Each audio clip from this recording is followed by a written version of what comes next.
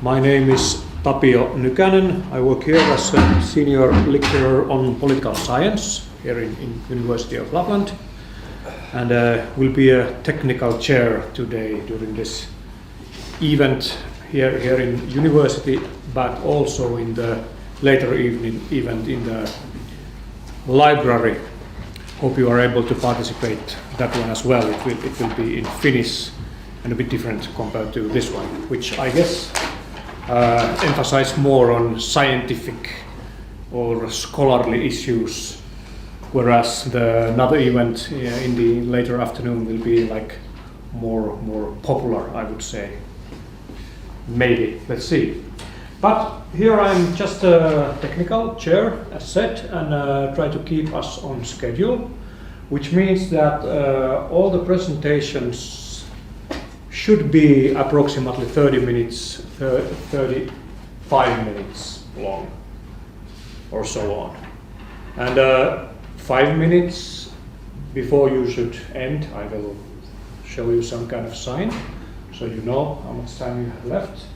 And immediately after the presentation, we have comments from our discussants, Mika Luoma-aho and Nella Brandt. And then we have also time for questions and discussion immediately after the presentation. So the 45 minutes over there, it includes also the comments from discussants and also discussion. This is how it goes. Do you have any kind of technical questions or so on? If not, welcome. And next person speaking will be Professor Tuula Sakaranaho from University of Helsinki and the leader of the Argument project. Welcome, Tuula.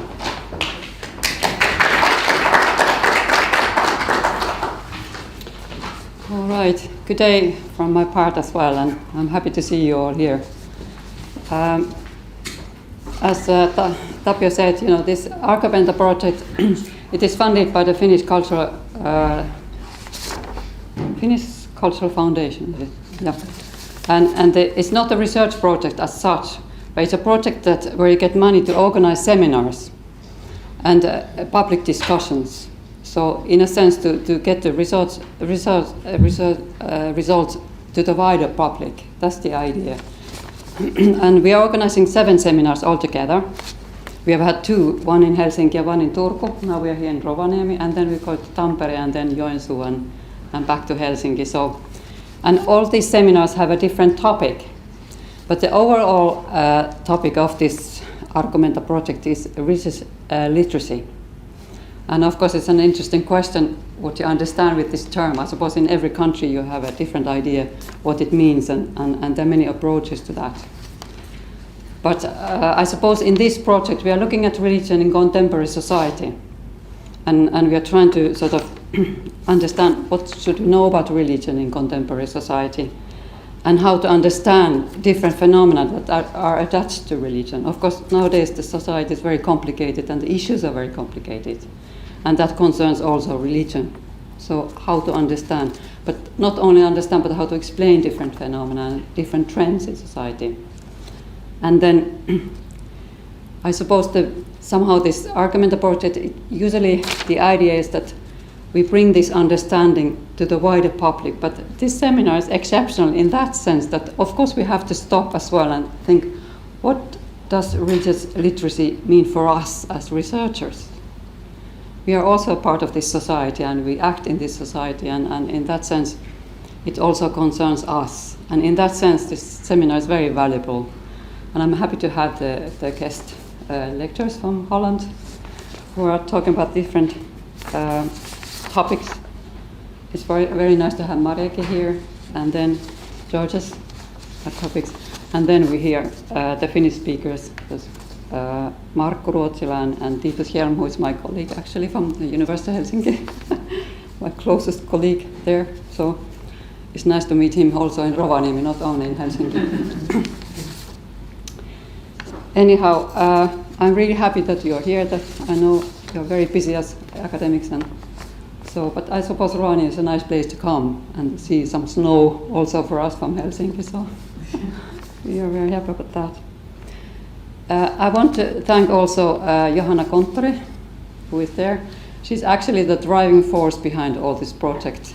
You know, like I'm just going after her where he leads me, where she leads me. So she's really important. And then there's Laura, who hasn't come yet, but she's the coordinator. You might have got emails from her within practical matters.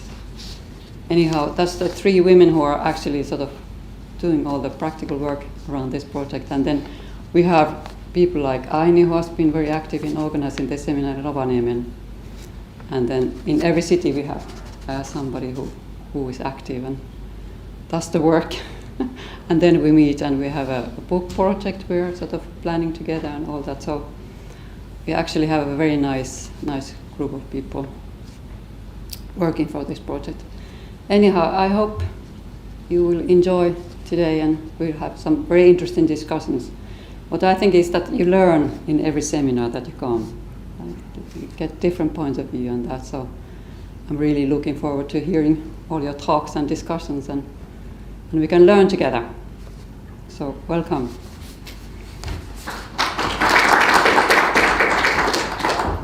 Okay, thank you, Tuula. So we have guests from Utrecht University participating today. As said, Dr. Nella van der Brandt will be another one of the commentators, along with our own Mika. And first speaker will be also from Utrecht University, and she is a postdoctoral researcher Mariecke van der Berg. Welcome, Mariecke.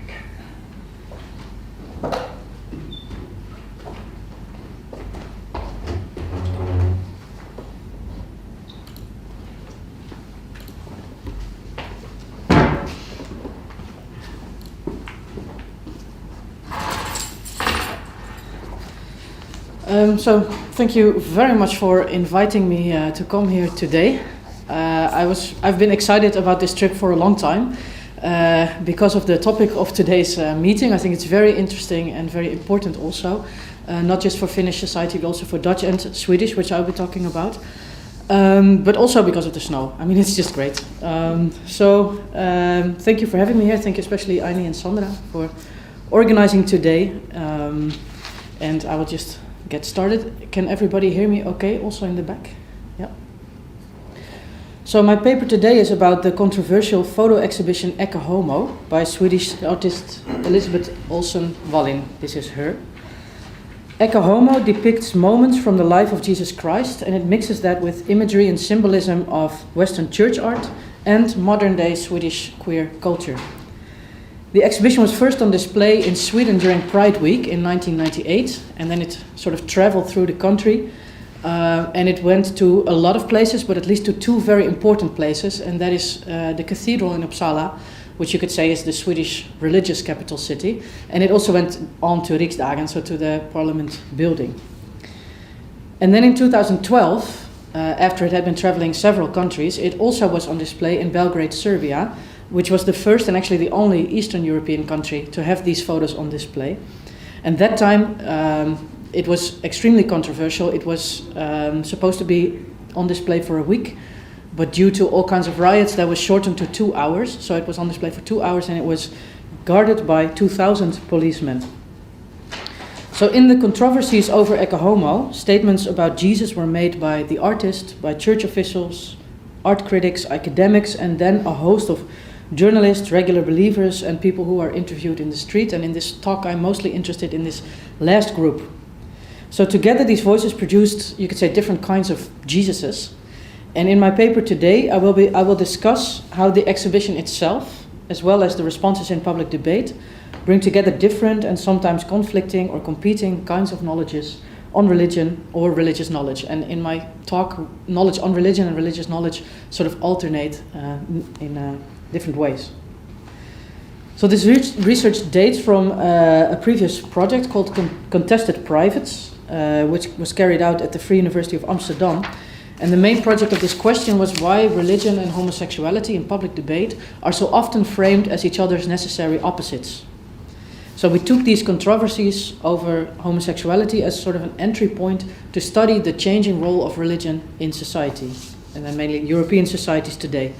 And I found that Ecce Homo was a very suitable case because it was on display in Serbia and Sweden, which allows for a comparison in trends, in public debate and religious sensitivities and modes of knowledge production in sort of secular Lutheran Sweden and also in post-socialist, increasingly becoming Orthodox Serbia.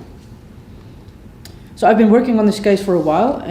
Also, after my previous project finished, I can't seem to get detached from this case. It's so interesting what happened there, and it keeps on going. So I have, sometimes together with my valued colleague Danica Igrutinovic, who is located in Belgrade, explored, for instance, the use of the concept of blasphemy in these debates, also the queer imagery in the exhibition itself, and argumentative patterns in the public debate.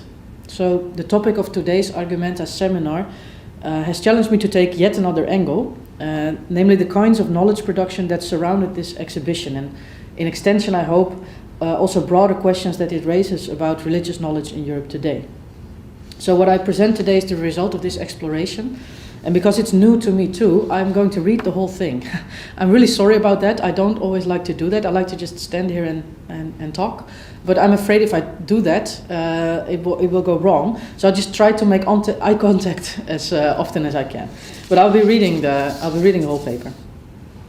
So one final note before we turn to Ecce Homo is on my personal position in this theme or this topic. So I investigate this exhibition primarily as a religious studies scholar. So I'm interested in the kind of religion that is being produced. I also study it as someone with a history in gender studies and queer studies. So I'm interested in how gender and sexuality are evoked in these debates and also how power is involved. Also, I identify as a queer Christian, and as such I have my own investments in Jesus and my own relation to the Christian tradition, varying from loyalty to irritation and annoyance. So I'm invested in theological counter-images of Jesus, sort of counter-images that I can live with, and I think that will seep through my presentation. I'm just here to state that I'm not neutral in all this. I'm actually very not neutral, and I think it's best to just be honest about that. So what I would like to do during my talk is first have a very quick guided tour of Ecce Homo, so that, I don't know if you're familiar with the exhibition, but if not, it's nice to see these photographs so you know what we're talking about. And then move to a discussion about how to think about the presence of theological knowledge and LGBT experiences as minority knowledges. And then use Ecce Homo as an example to think more about religious illiteracy, arguing that it can be a curse, but I also want to explore the possibility of religious illiteracy as a blessing. And I will speak mostly about this exhibition in Sweden, but I will also briefly make some comments about Serbia, and then conclude with some closing remarks. So first, a tour through Ecce Homo. It has been the breakthrough of Elisabeth Ohlson, and it has been the first exhibition of many by her hand that takes some sort of critical perspective on Christianity in relation to LGBT issues. Ohlson stated on many occasions that for her, Ecce Homo was meant to be a statement from her, the artist, as a Lutheran lesbian woman, about the love of Jesus Christ for LGBT people and the need for the Church of Sweden to fully accept sexual minorities. The title of the exhibition, Ecce Homo, is taken from the moment in the Bible where Pilate shows Jesus to the people. He just had him flogged. He shows him to the people and he says, Ecce Homo, behold the man. So it's about this moment. It's also, of course, it has queer connotations because of the word homo. For these photos, Ohlson took 12 moments from the life of Jesus as we know it from the Gospel, and she gave each and every one of them a queer twist, as we will observe in a minute. And she asked many of her friends from the LGBT community to participate in this exhibition. So many of the people you see in the photographs are actually amateur models from her own community. The setting is present-day Sweden, or what was present-day Sweden in 1998. And in the work, she makes use of both traditional church art and sort of conventional ways of portraying Jesus Christ. Mostly you will immediately be able to pick out who is Jesus, but also queer imagery and the suggestion of queer desire. So Ecce Homo was not always appreciated. Elisabeth Ohlson, as well as museum directors or culture house directors, they would sometimes receive threats, bomb threats, threatening letters. At one point, someone tried to vandalize one of the photographs with a a cigarette lighter. Ooh, Swedish vandalism. But still, together with Danica, I suggest that in the context of Sweden, Ecce Homo was actually a successful exhibition. And of course, successful depends on the perspective that you take, but we mean that it was actually seen as ultimately a theological statement that led to a genuine debate over the position of LGBTI persons in the Church of Sweden, and also the possibility to interpret scripture and tradition differently. So I think we should just look at some of these works to get an impression. I don't have time to really get into them very much, but at least you will know what Ecce Homo is about. We follow the chronology of the Gospel. So this is the Annunciation. It's the moment where the angel Gabriel in the Gospel comes to Mary to tell her that she's going to be pregnant with Jesus in a very miraculous way. So the queer twist, of course, here is that it's Gabriel presenting himself with a test tube to a lesbian couple, and another type of miraculous birth made possible by technological intervention is going to happen in the lives of these women. Then here we have Palm Sunday, which Elisabeth Ohlson has located during Stockholm's Homo festival, so during Gay Pride. I don't know if you know about this part in the Gospel, but it's supposed to be Jesus riding a donkey down to the city of Jerusalem, and it's this first moment where he is recognized as the King of the Jews. And people cheer for him. So here it's also a very cheerful moment. It's like a coming out moment where people cheer for Jesus. He exchanges donkey for a bicycle, and people don't lay branches on the floor for him, but rainbow flags. So a very feast-minded moment.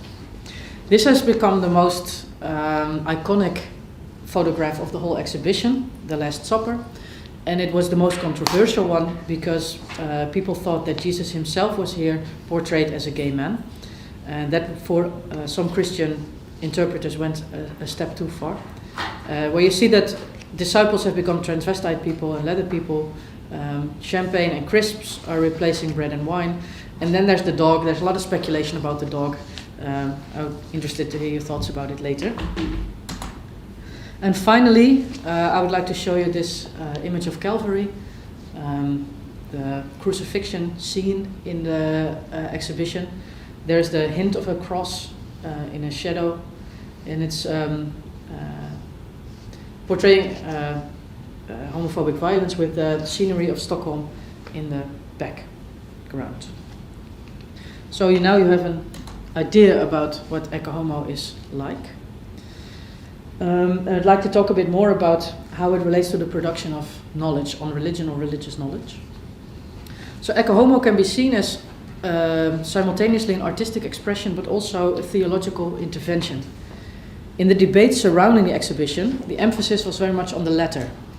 It was valued for its message more than for its art. In fact, art critics were very critical generally of this exhibition. They thought it wasn't really art, it was kitsch.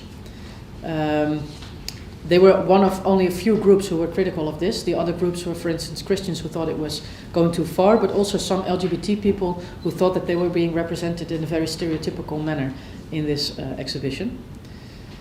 So generally, by most commentators, Ecce Homo was read as a statement on LGBT policies in the Church of Sweden, and its goal was seen as Christian inclusivity toward LGBT people. And Elisabeth Ohlson, in many interviews, repeated like a mantra that she just wanted people to know that the love of Jesus should be understood as also expanding to LGBT. So in its directness, its in-your-faceness, I think Ecce Homo was also a statement about whose experiences, perspectives and knowledges count. So this gives me reason to pause and think about the types of knowledge involved in and around Ecce Homo before moving to the role of religious illiteracy in the responses.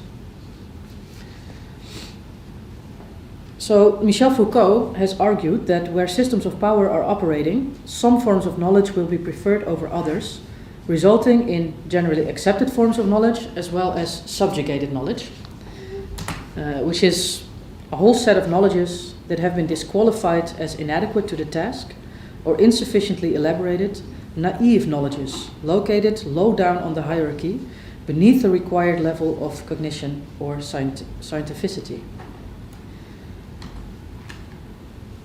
Ecce Homo seems to me to be consciously designed to bring to the fore these subjugated knowledges, in particular the perspective of what Jack Halberstam has called queer counterpublics. And these are virtual, discursive and physical counterpublics that are formed by people who find themselves outside of the heterosexual order. They specify Foucault's notion of subjugated knowledges by zooming in on the kind of knowledge one requires or acquires by falling outside of the heterosexual or cisgender norm. So Ecce Homo presents the kind of perspective on Jesus that one might have as an LGBT believer. Over and again, passed on knowledge about the Gospels and how to interpret them, we here see the themes and messages that are emphasized from the perspective of LGBT Lutherans. In the exhibition, moreover, this counter-perspective is indeed connected to kitsch or low or popular culture. So this donkey becomes a bicycle, bread and wine becomes champagne and chips. And I think Ecce Homo was never even intended to be primarily this layered, conceptual, diffuse piece of art. I think it was meant to appeal to common knowledge and general reflection. It makes an appeal to every Swedish person's image or imagination of Jesus. And it invites theological reflection from the common people, bottom up.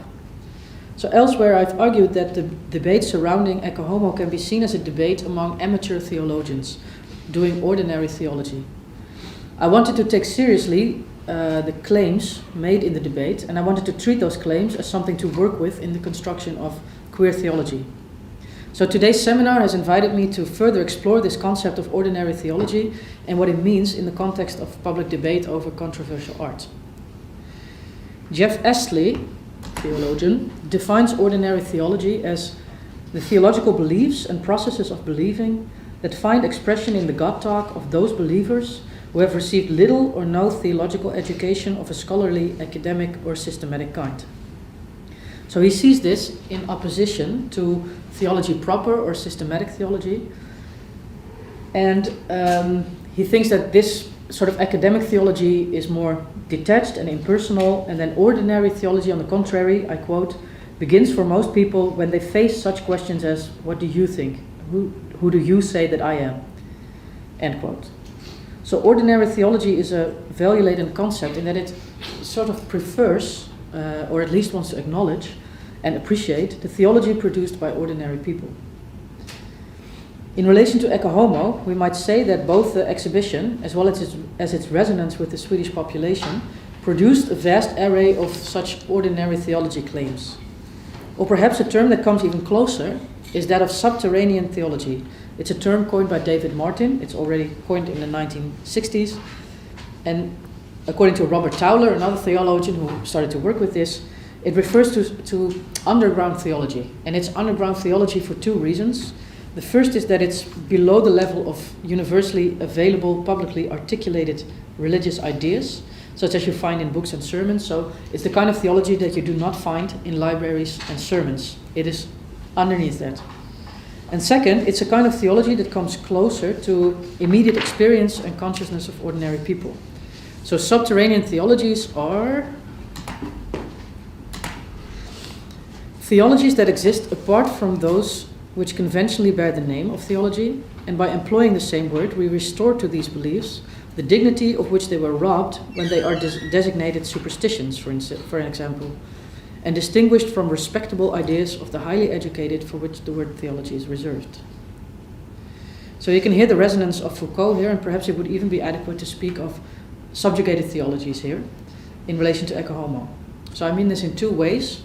Besides obviously the theologies of LGBT Christians, I also mean that Ecce Homo invited Swedish society, in fact a very secularized society with a long history of people not going to church, to articulate the implicit theologies that so often remain underneath the surface, overruled by secular consensus.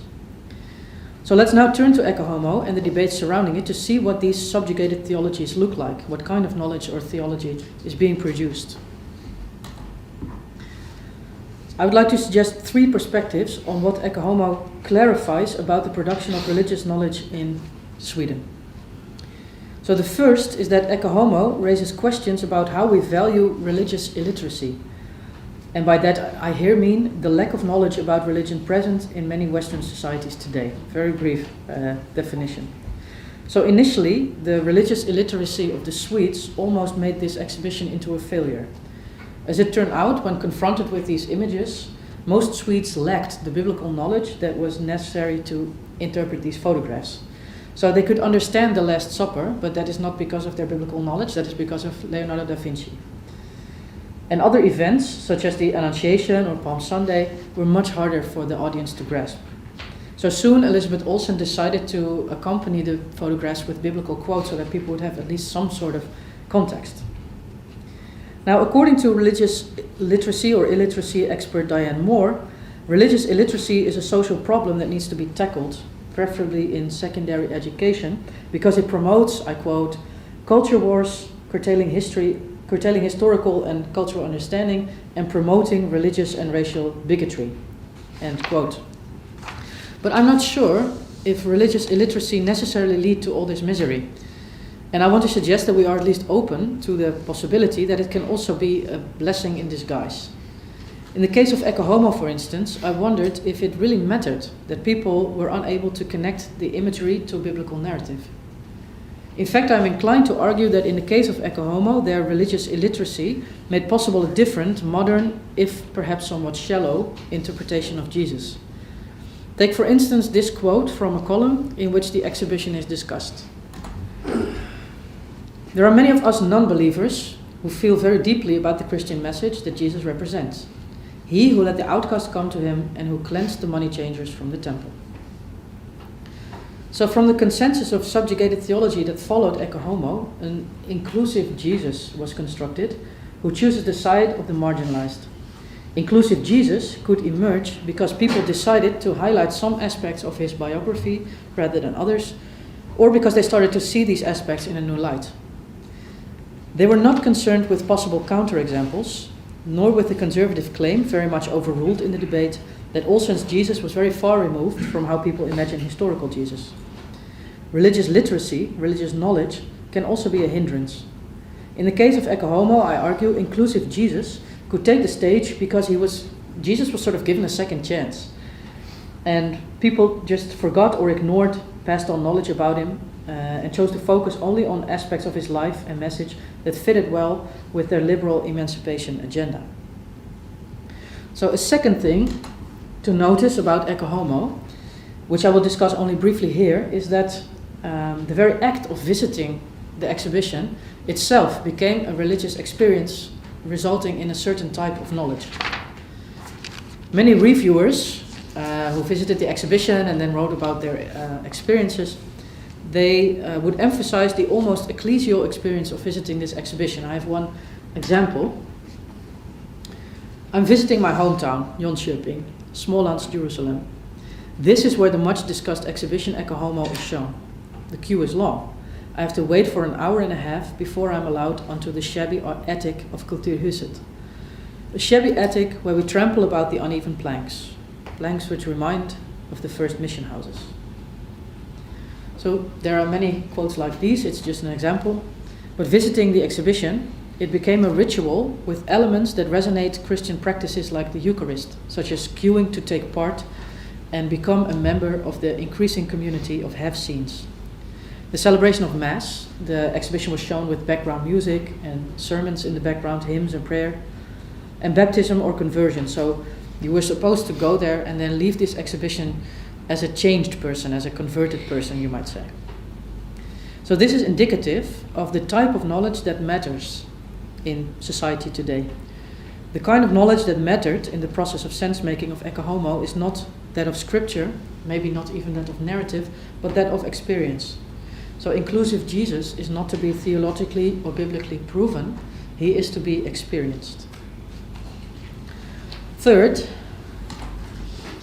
I think that religious literacy or illiteracy needs to be understood in relation to other literacies and illiteracies. If religion is indeed to be understood, as Meredith McGuire argues, as the stories we live by, then there will be consequences when societies change in such a way that religious stories, in this case those of Christianity, are no longer part of the daily narrative repertoire. Yet it might also be the case that stories, as well as their affects and symbols, live on as subterranean theologies, residing underground until society chooses new sacreds to which these theologies can connect themselves.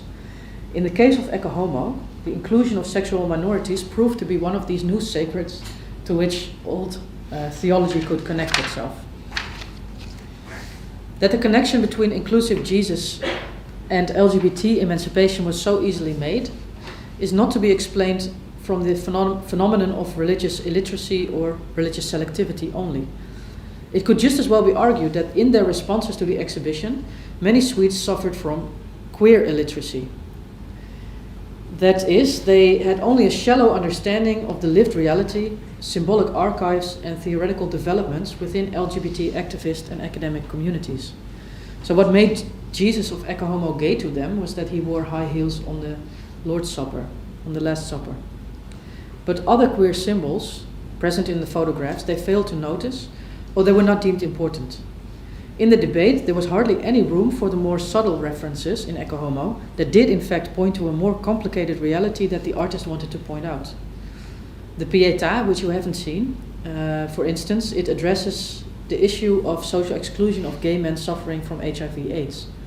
Calvary addresses homophobic violence, not by the church, but by right-wing hooligans. In the Last Supper, Jesus indeed dines with transvestites, wearing his high heels. But as he speaks the words, "This is my body," he also holds not a host, but a makeup removal pad, ready to erase any fixed gender identities or sexualities. That in the debate many of these more subtle references of Ecce Homo were sacrificed made it possible to keep pointing at the Church of Sweden as a main agent of homophobia, ignoring both changes within the institution.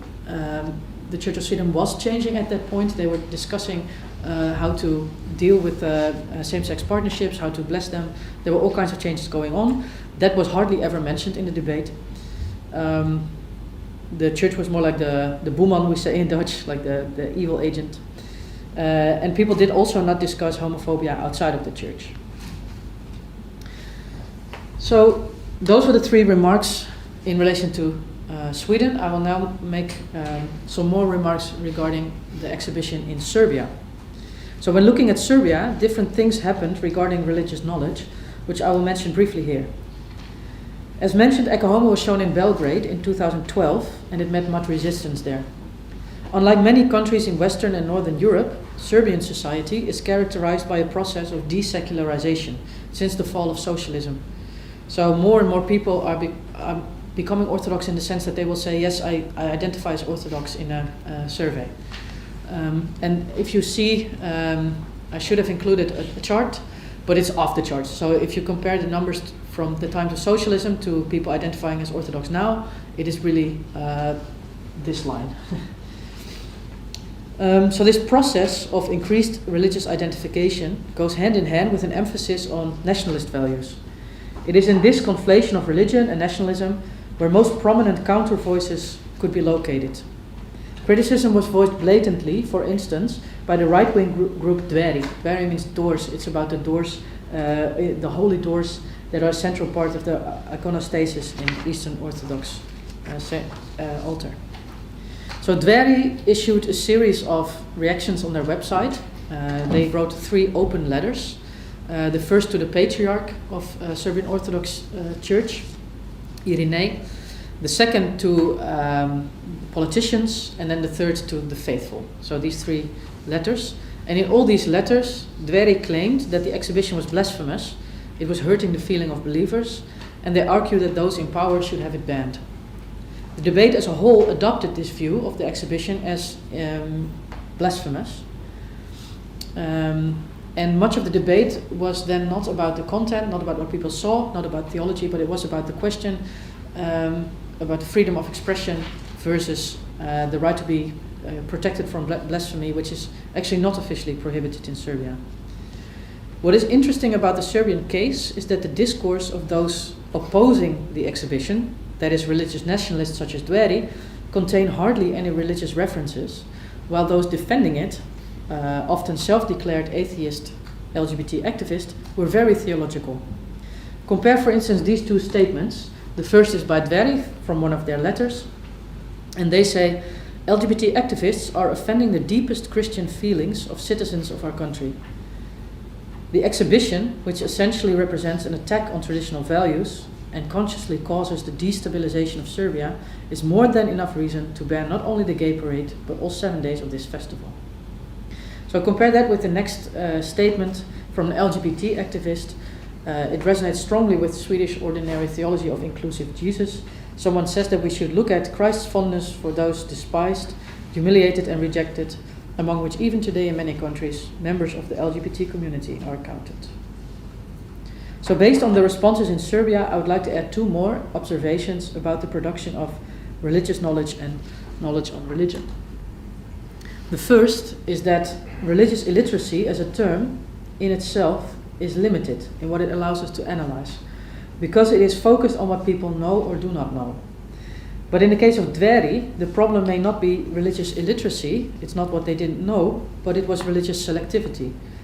Simply ignoring the aspect of the Christian tradition that you do know, or that's pointed out to you, because it doesn't fit the nationalist ideology.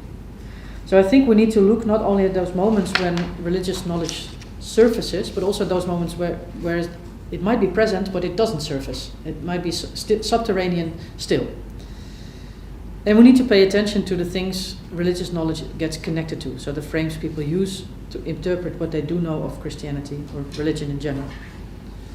Second, I find there is a bit of naivety present in theories of ordinary theology and lived religion, theories that many theologians and many religious studies scholars work with today, but which also make it difficult to analyze some forms of popular religion. Ordinary theology is dedicated to finding sort of the beauty and the value and the validity of theologies of the common people. And it frames them somehow as more real or more valid than academic theology.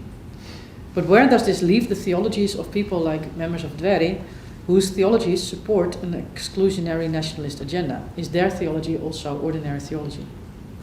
And the same can be said for the approach of lived religion. It is often focused on rituals, practices, and bodies of, I don't know any better way to put it, but the good people. So people who are in this process of sense making, and they're not harming anybody, they are salt of the earth, they're just doing their sense making. But what about the rituals and practices and bodies of the bad people, or practices that we deem religious and harmful? How are we going to research those? So I've come to my closing remarks.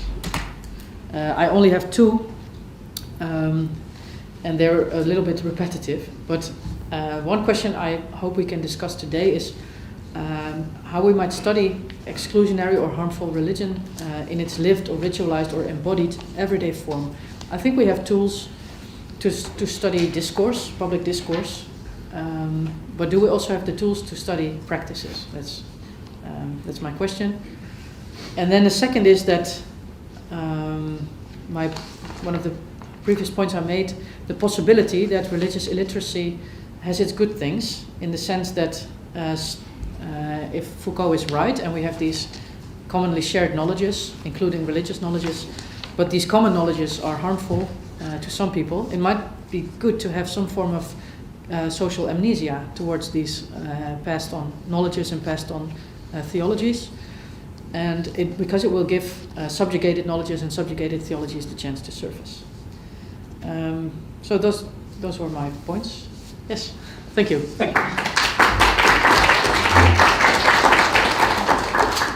Okay, we do still have plenty of time, which is a good thing. And we'll start with the comments. First with Nella. Are you sure? Yeah. Let me just grab a pen. You can come here if you want, but you can also comment from there. And please try to keep it in, let's say, 3 minutes or so on. Definitely. I can Okay. do that. I have a pen. Oh, you have one. Yeah. Okay. You want to switch? You go there and I go here? Yeah. And the audience, please, you can already think about the questions, because after Nella and Mika, you have an opportunity to ask or comment. But now, Nella, please. Well, thank you, Tapio. Thank you for having me here. I'm very happy to be back. I have been here like 1.5 years ago, and I spent some time at this faculty, and I had a lot of fun, and I'm happy to be back. So thank you for asking me. And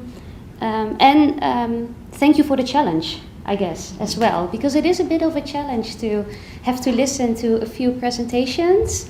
We received no drafts beforehand, and then to have to give a response right on the spot. And I'm like, oh, I hope I can, I hope I can provide something useful, and I will be doing my very best. But Mika and I decided to support each other in this, right? Yeah.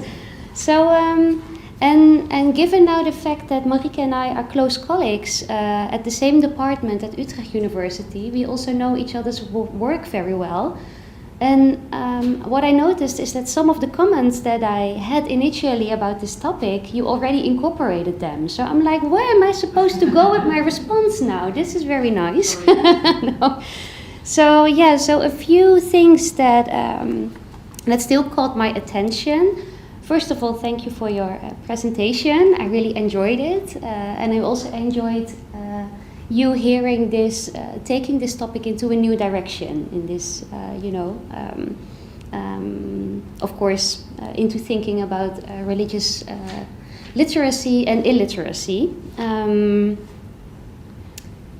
so I guess what your presentation allows us to do is thinking more about the locations.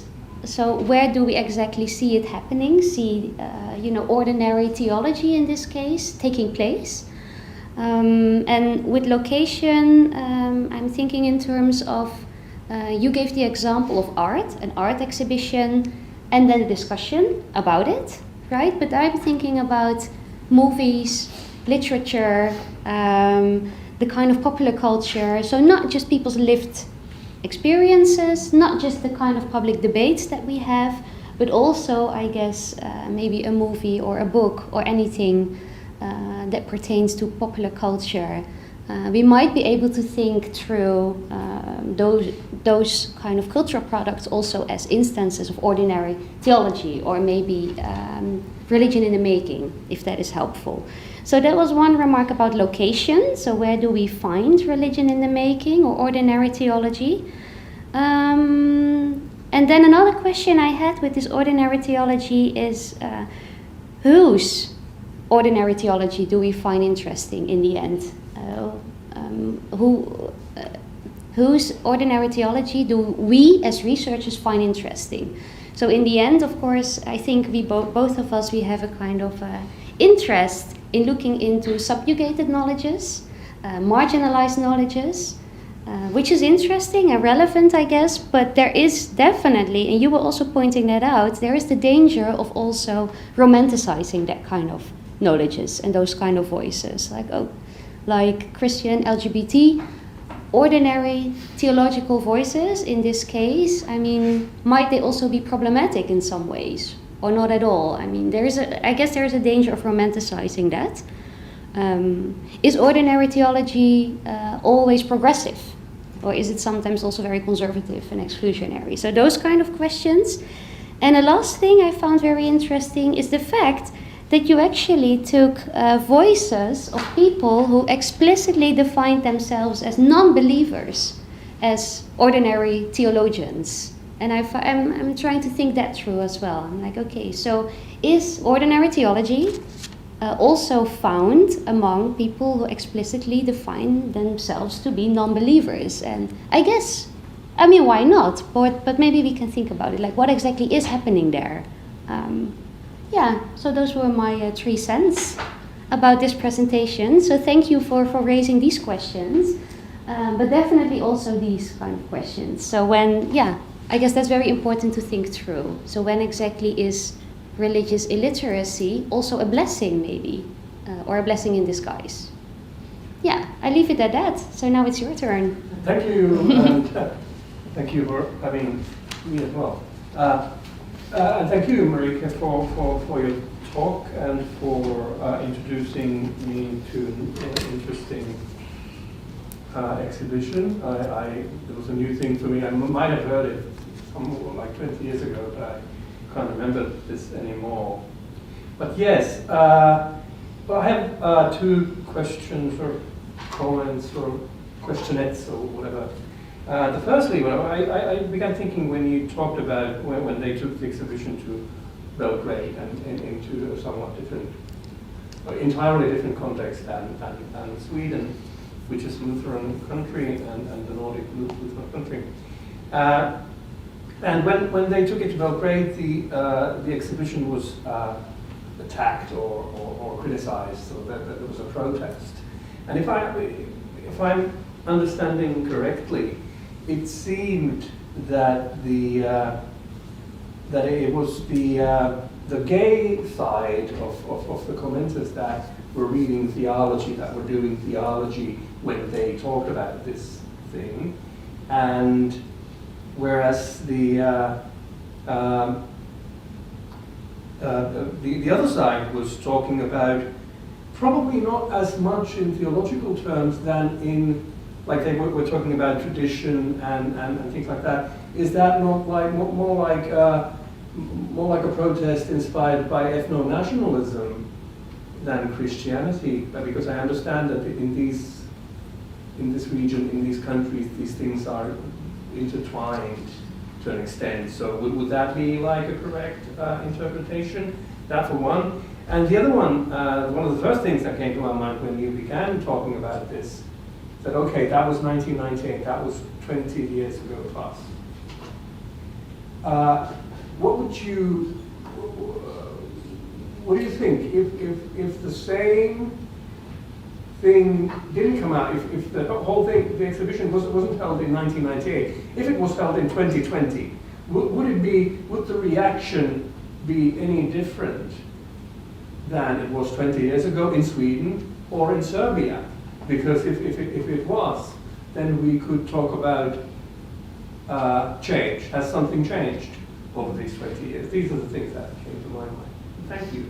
I looked through the pictures before coming here, and to get, only thing that I want to say about it is that to get the whole exhibition, you need to know the theological context. You need to look for the things that you find from the Bible to get everything out of it. But yeah. Okay, thanks Nella and Mika. Mariecke, do you want to respond? Yes, maybe briefly on a comment on what happened in Belgrade. So, together with Danica, we write about sort of two Serbias, two phases of Serbia. One directed at Europe, at emancipation, at LGBT inclusion, at secularism, and the other phase directed at Russia, at orthodoxy, at traditional family values. And all these packages are sort of always brought into these kind of discussion. So it's very hard to say when an argument is religious or not, because it's always attached to all these things. It always brings along all these things. So I do think that they identify as a religious Orthodox, Serbian Orthodox group, but their motives are not just religious. They are indeed also about Serbian identity over against Europe in this case. And very briefly also about what happened today. I think today, if Ecce Homo were to be shown in Uppsala Cathedral, it would be a small piece in a newspaper like, please come see this exhibition.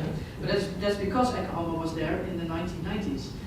I think really in Sweden this was one of those formative debates that really changed both church policies and also how society felt about being Lutheran. It made possible some sort of inclusive Lutheranism that people could still attach to. And I think it was very, very critical moment for the Lutheran Church in Sweden, how it reacted to this exhibition. I wonder if we've had a moment like that in the Church of Finland. What would that happen? Yeah. It would be an interesting test case. Yeah. We can ask Elisabeth Ohlson if she wants to have an exhibition here. Thank you. And about non-believers as ordinary theologians. That's a very interesting point, because in one of the papers I wrote, I just made them that. I was just thinking, if you make theological claims, I'm going to treat you as a theologian. I'm not sure if people really want that, but it's what happened.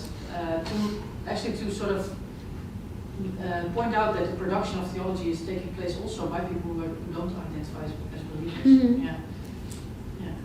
And who can then produce actually a sort of Lutheranism that becomes the dominant form. Thank you. Okay, questions, please. I hate to be pedantic, but I feel inclined to do it. I have to. When talking about producing, let's say, popular theology, we're instantly generating a contradiction in terms. Theology is considered something that has been approved ecumenically or by a synod. The synodical tome has been issued, or so and so on and so forth, even an encyclical.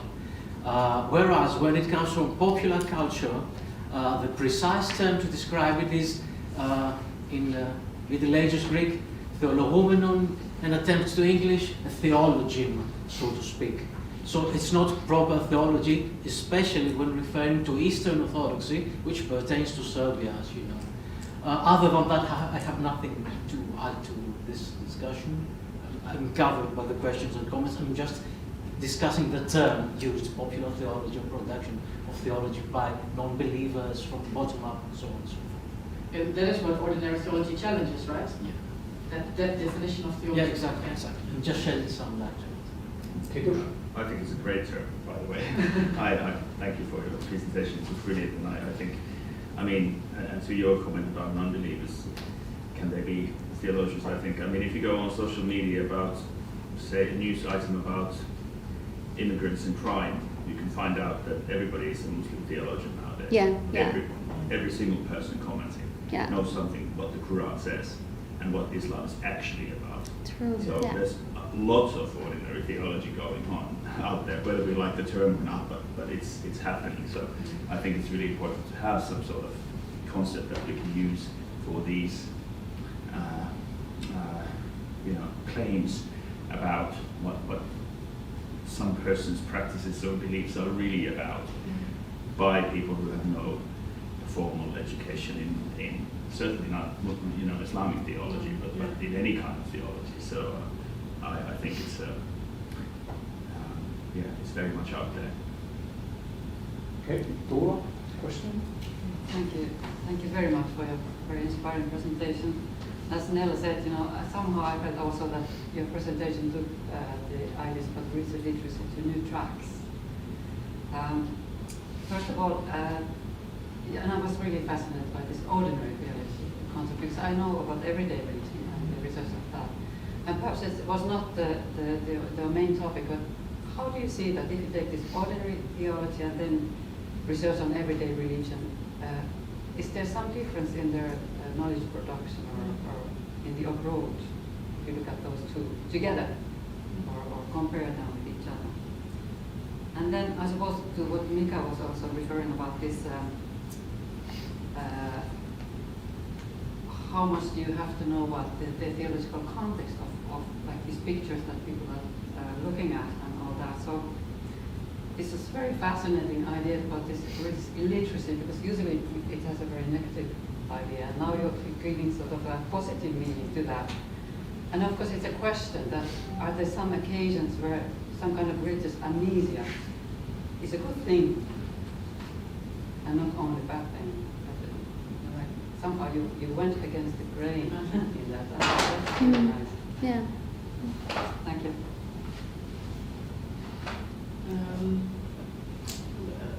About the difference between ordinary theology and everyday religion.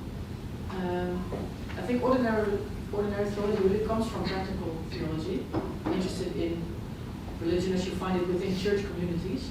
And the quotes that I used were really from theologians who see it in that way, who want to sort of liberate the ordinary churchgoer. So I think where it becomes interesting also is where you find it in public space. Ordinary theology, it is no longer confined to the spaces of congregations, but really out there. And then it comes very close to everyday religion, I think, to that concept. It's really something to think further. Where are the boundaries between those two concepts? I'm inclined to say that ordinary theology is different in that there's some sort of truth being posed. Maybe even by people who don't claim that this is the only truth, but still there is some truth claim made. But maybe in ordinary like everyday religion, you could also research prayer rooms being used or not being used, I don't know. But it's not about maybe the production of religion that much, but it's about what people just do. And maybe ordinary theology, the way I would like to use it, is really about someone putting it forward in order to reach some sort of goal, to make an intervention in society, or make an intervention in public life. Maybe that would be the difference, but that's just from the top of my head. I have to think about it a little bit more. It's interesting to think about. Thank you. Same one? Yeah. We have room for one more question, perhaps. You can also, of course, ask later. Mariecke as well.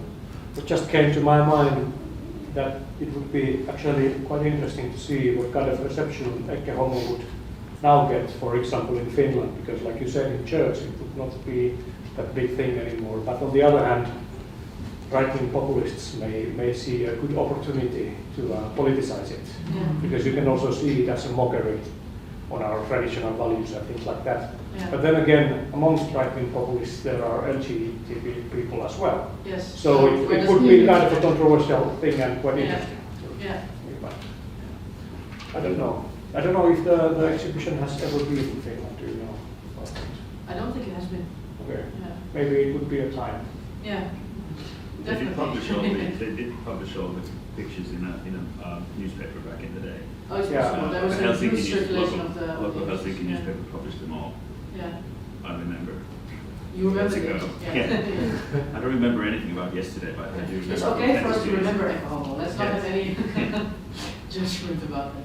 Yeah. No, but what Tapio is saying is quite relevant as well. There is in the Netherlands, it was this research by Gloria Wekker. Anyway, she kind of showed that LGBT people, especially gay white men, they vote for extreme right-wing parties. They do. So that kind of, so is that subjugated knowledge? No, Yeah. So there's also, I guess when it comes to studying ordinary theology, which is more coming from theology, or doing lived religion, which is coming from sociology of religion, there is some kind of romanticism often tied to it. Yeah. That whatever you find out there, it's supposed to be the liberative kind of knowledge in opposition to institutions whatsoever. Yeah. But it sometimes isn't like that at all, I guess. Yeah, so it's a very good point. Some yeah. knowledges are suppressed for reasons that they are found exclusionary. What if they service? Mm-hmm. Yeah, that's true. Yeah, well, that would be one good example, I Something guess. I'm wondering, something about just a question. Okay, say you are an ordinary theologian. You identify yourself as Christian, but you're not very strict about it. It's been years since Sunday school. You haven't read your Bible, but you feel that you are a Christian. And then you go and see Ecce Homo, and you see Jesus portrayed in compromising scenes, and you get upset. But if you decide to follow up on that and read the Bible, if you want to learn something about the context, would you be A, getting more upset, or B, getting less upset? Yeah. Because they are so theological. Yeah. For that, you need to become also queer literate, I would say. Yeah. Because the statements that are made in the art, you can understand them if you have religious knowledge, but you also need queer knowledge, because you need to know the concept of coming out, you need to know what the rainbow flag means, you need to know all these things. Yeah. And only when you combine these two will you understand some of the meanings in it, I think. Yeah. Okay, guys, thank you very much. Thank you. With Titus Hjelm and Markku Ruotsila, and Markku will be the first one, straight from Helsinki and perhaps a little bit from the United States as well, I suppose. Welcome, Markku, to Rovaniemi. Thank you very much for the introduction and the invitation. I don't know whose idea it was to invite me here, but thank you to whoever it was. Okay. Now, it's almost 4 years into the Trump presidency, and much of the media here in Finland, throughout Europe and parts of the United States, I think is just as incredulous as they were in 2015-16, and particularly over this one question which people keep repeating to me whenever I talk about religion and politics in the United States. every single time this question is asked, how is it possible that religious people voted for Trump, and particularly evangelical Christians? How could they vote for the bad orange man? 81% of white evangelicals did vote for him, and according to the latest polling by the Faith and Freedom Coalition, 83% support him now. How can white evangelicals still support him after all that has happened and all he has said? Isn't there some sort of massive hypocrisy going on here? How can evangelicals, supposedly the most religious, most conservative religious people in the United States, support this man, not known particularly for the depth of his religion or the past Christian lifestyle? Doesn't this mean that evangelicals and conservative Christians in general, Catholics as well, are compromising everything that they believe in, their own faith, their moral values? That these questions are still being asked 4 years, almost 4 years in the Trump presidency, I suggest is a glaring example of religious illiteracy. And in this context, it is not a good thing, because this kind of religious illiteracy made it impossible for so many people to expect the 2016 election result, and seemingly still making it impossible to expect the election result this year that is coming. But the case of religious illiteracy that has become pervasive in much of mainstream Western, especially European media, and I'm afraid in parts of academia as well, because those kind of questions, why did evangelical Christians vote for this man and why do they support him, by massive numbers. I mean, no other presidential candidate ever has in all of American history received 81% of white evangelical support. All of this can be explained relatively easily, I put it to you, especially if we engage in multidisciplinary study of religion and politics in the United States, theological, political science, and economic narrations of the long history of the US Christian right in particular. But even if we do that, still much of the media and parts of academia refuses to listen. And I suggest that this is a case of religious illiteracy that is born of these secularist assumptions that steer inevitably astray in a world that is actually awash with faith. Now this problem, this incredulity, does not exist in Asia, Africa, or Latin America. The religious global South doesn't have any problem in understanding Trump or evangelical support for Trump. But in Europe and parts of the United States, the situation is different.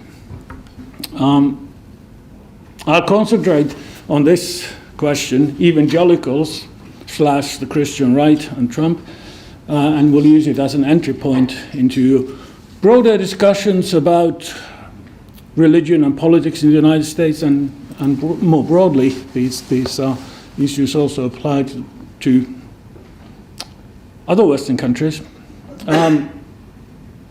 Although it is certainly, I should mention at the outset that there, of course, is also a religious left in the United States, and in this primary campaign that is now underway, people like Elisabeth Warren and Pete Buttigieg have tried to articulate religious left positions and appeal to that constituency. And it's also true that in the United States, secularization is quickly advancing, so that I think since 2008 or something, religious nuns, so those without any religious affiliation, have grown, the number of them has grown massively. And today, those without religious affiliation probably are just as big a group as evangelicals, white evangelicals.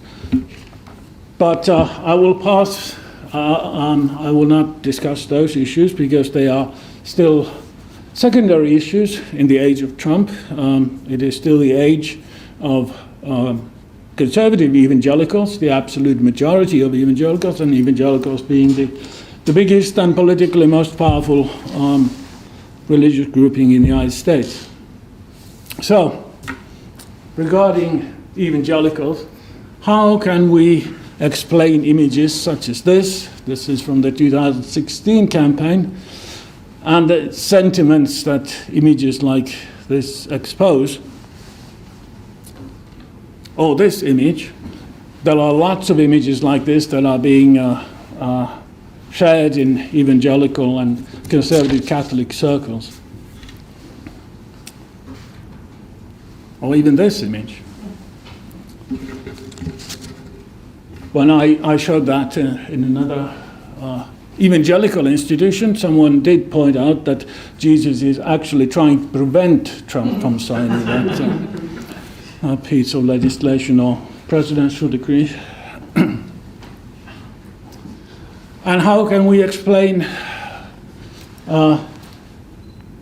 events like this at the White House? They are very, very frequent, these days more frequent than under any other president. Evangelical pastors come and pray with Trump, and there's a special evangelical council of advisors, which is very active. How can we explain Christian right leaders? Statements about Trump as God's chosen man for a time such as this, and so forth. Just recently there was a Christianity Today article or editorial against Trump, calling for his impeachment and removal from office. And then immediately 200 of these evangelical pastors wrote a public letter in favor of Trump. My explanation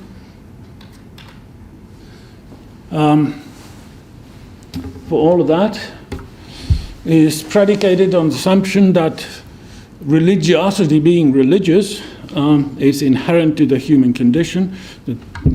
That inherent to the human condition there is this yearning for meaning through religion and faith.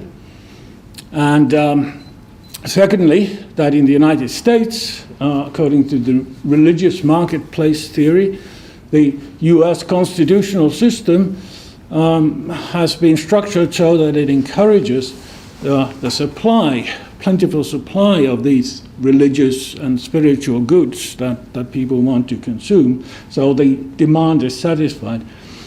Also, that in such a situation, religion inevitably becomes entangled with politics.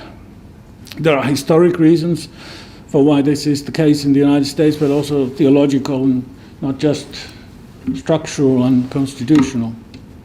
If you don't accept that humans yearn for meaning and that values and beliefs matter inherently and above all, then you'll likely disagree with what I'm proposing here. And you'll prefer some of the other explanations that we keep hearing in the media as well, especially well, I'll go through briefly some of those alternative narratives and explanations commonly found in the media, not without merit entirely.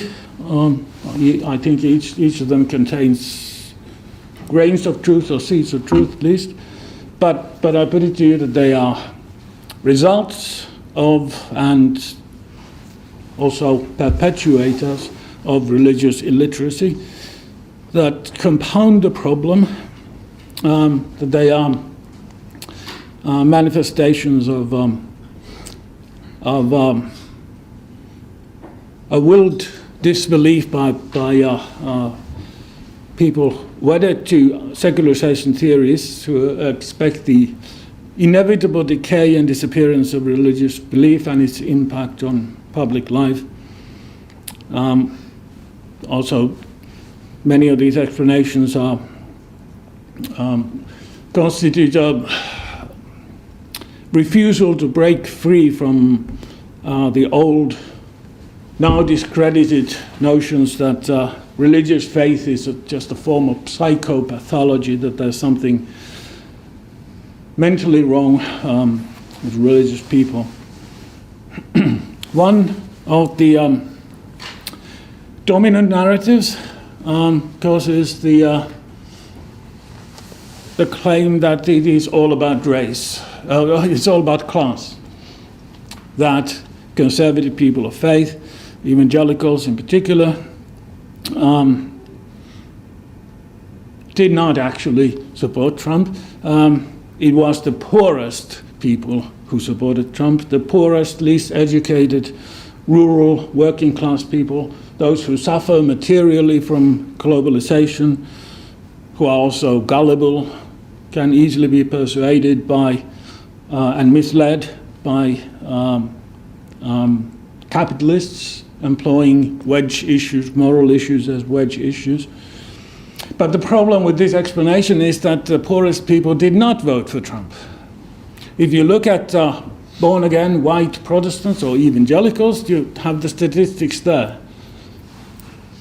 Less than high school or high school graduation, those with the least education, those people voted for Trump, but those with college or associate degree or bachelor's degree, they voted for Trump even more so, for higher numbers. And if you look broader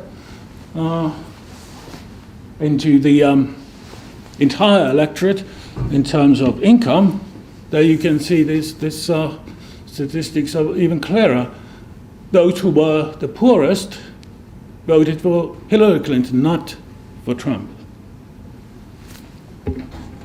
The majority of his voters in 2016, also voters now, were not working class. They were not economically deprived. They were not suffering from loss of jobs or income. There were exceptions in some of the states, the Rust Belt states, but generally speaking, it was not the poorest, least educated who voted for him. The other explanation, it's all about racism. Religion is being used as a code for racism. It's a new form of encoded racism, and that is why they voted for Trump. It's actually one of the oldest arguments against the Christian right and against white evangelicalism that tries to deny the religious faith of these people and say that they are only racists and pretend to be religious. And clearly this explanation has some more truth to it than the class explanation, especially if you instead of racism, pure and simple, you look at racial resentment, the racial resentment scores that various scholars have devised in recent years. Or if you look at the racial composition of the parties, which is depicted there, today about 12% of the Republicans are non-white, but of the Democrats it's almost half, and there has been a very clear divergence on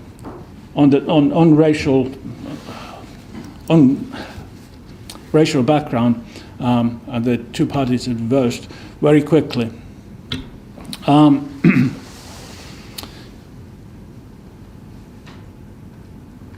But even if that is the case, you still have to explain these kind of things. There's also a large number of African Americans that voted for Trump, an even greater number of Latinos. In 2016, Trump already was speaking about the Mexican Wall and all that. Supposedly, we were told, no Latinos would vote for him. because he was clearly a racist. But more Latinos voted for him than for the two previous Republican presidential candidates. And African Americans, according to some recent studies, half of African Americans support Trump now. That's not going to translate into votes, but you have to somehow, if evangelicals are racists and their support for Trump is just about race, then you have to somehow explain those kind of statistics. And these, from this summer, various pollsters asking Latinos whether they approve of Trump's job performance or not. It was over about 26%, I think, of Latinos who voted for Trump in 2016. Of evangelical, so Protestant Latinos, 66%. So there is clearly, religion is more important than race to a large section of Latinos, and in growing section also of African Americans.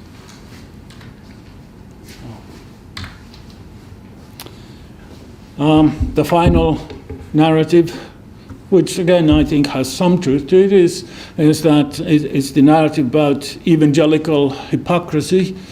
Evangelicals only care about power, privilege. Trump is offering them access, offering them goods, transactionalist explanations of their relationship. Linked to that is the reality that evangelical faith has decayed for 20 years now.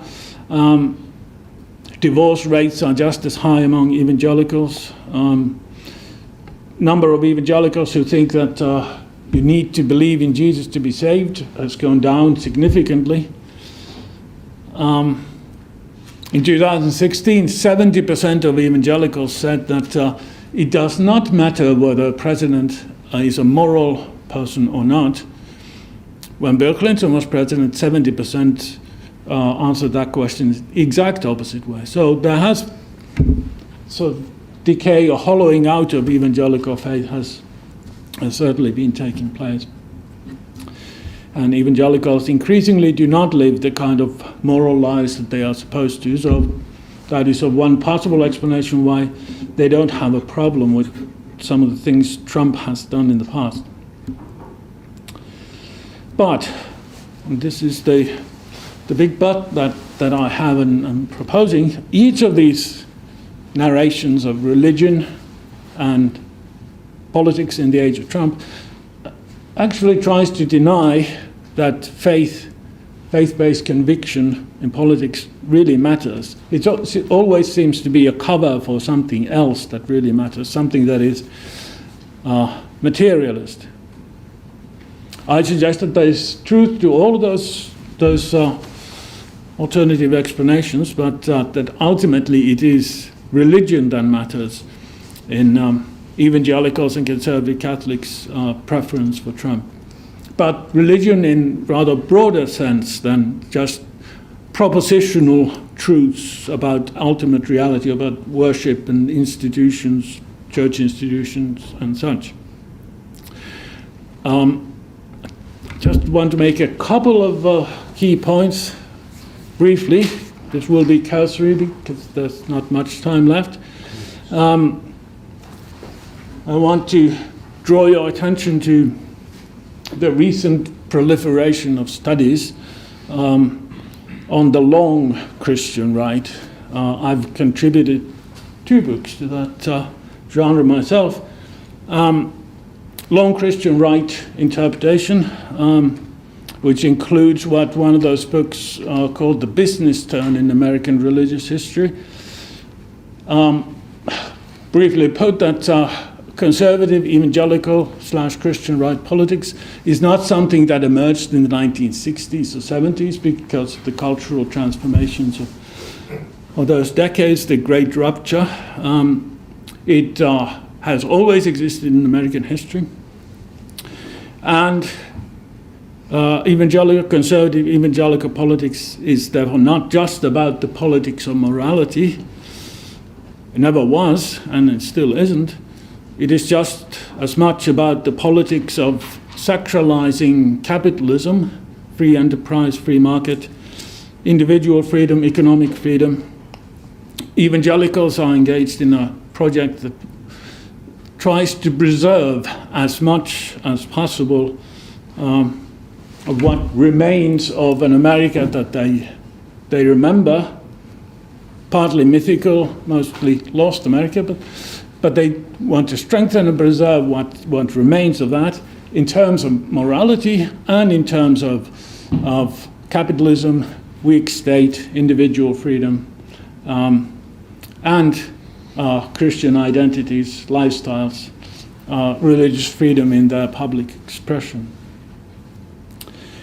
And here is, I also suggest, is the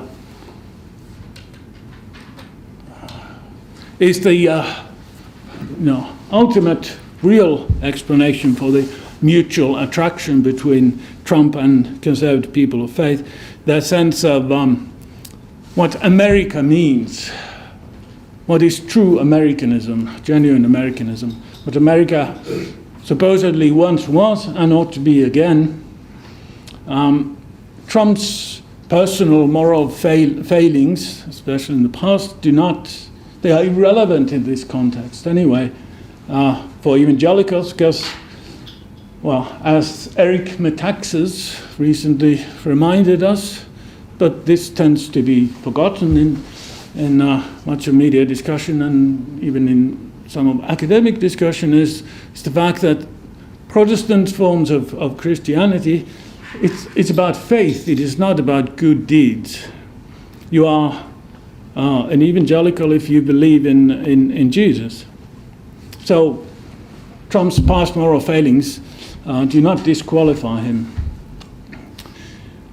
But I also suggest what is crucial is that his public theology has always been the same as the Christian rights. His sense of the proper place of faith in American life, and this is partly because of his own rootedness in the prosperity gospel. I mean, he grew up, was nurtured by the founding father of the prosperity gospel, Norman Vincent Peale. Norman Vincent Peale, a Reformed minister in the Marble Collegiate Church in New York, who once famously said that Donald Trump, of all his disciples, was the only person who truly understood what the prosperity gospel was all about. So it goes back to the place of religion seen not just as moral life, but economic activities and sense of what America is or should be, very weak state, absolute religious freedom, where everyone can pursue their American dream without being interfered with by the state. Trump, by the way, also has, we know, rather mystical or even talismanic regard for the Bible. Maybe you haven't heard of this, but in Trump Tower, there is a Bible room. Over the years, decades, when Trump was a businessman, he was often given Bibles as presents, and he stored all of them in that one Bible room. It is full of various kinds of Bibles, and he has explained about this on several occasions.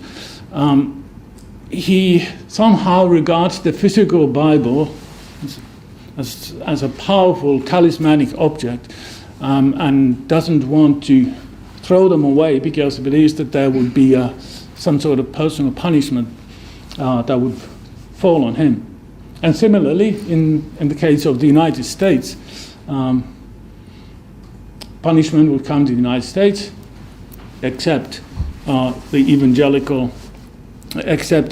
evangelical sense of true America, partly mythical, religious freedom, weak state, free market capitalism, and the politics morality is restored.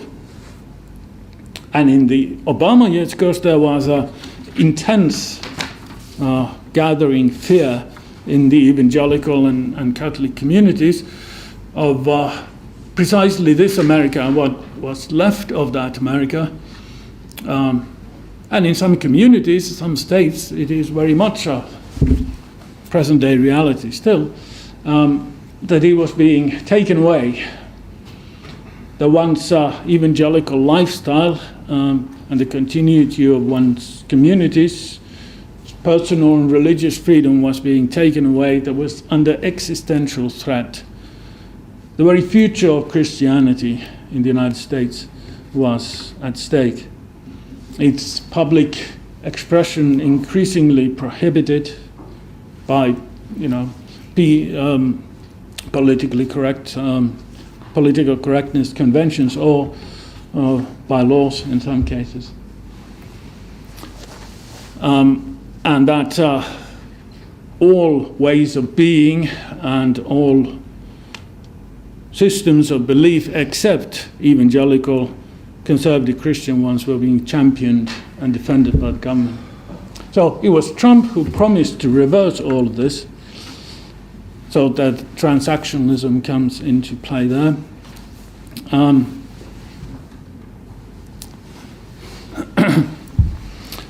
Promised to act in radical ways and spoke in radical ways, was the angriest of all the Republican candidates. All the other candidates talked about the same issues and made basically the same proposals, but he was the angriest, the most radical, caught the spirit of the times. And we should not underestimate the power of feelings in politics. Ali Russell Hochschild pointed out some years ago. So Trump has also believed in the promises that he made, and he has fulfilled all of those promises that he made to the evangelicals. But even before he fulfilled the promises, he was believed because of this underlying profound agreement between him and the Christian right of what America, true America, is. So the last point I want to make, was the time? Yeah, 3 minutes. Yeah.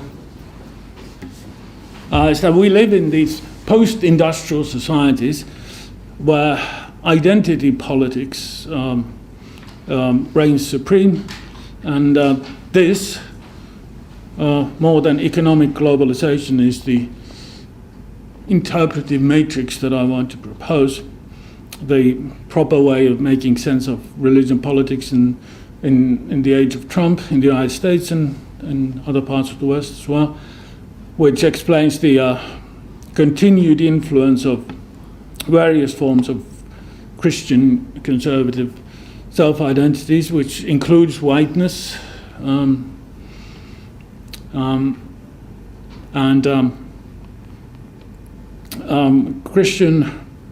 white Christian identity politics is just one form of identity politics, and it includes belief and perpetuation of all these myths about America as the shining city upon a hill, the God's chosen New Jerusalem, and this system of free enterprise, individual freedom, religious freedom, freedom of speech, and celebration of the historic lifestyle of the majority.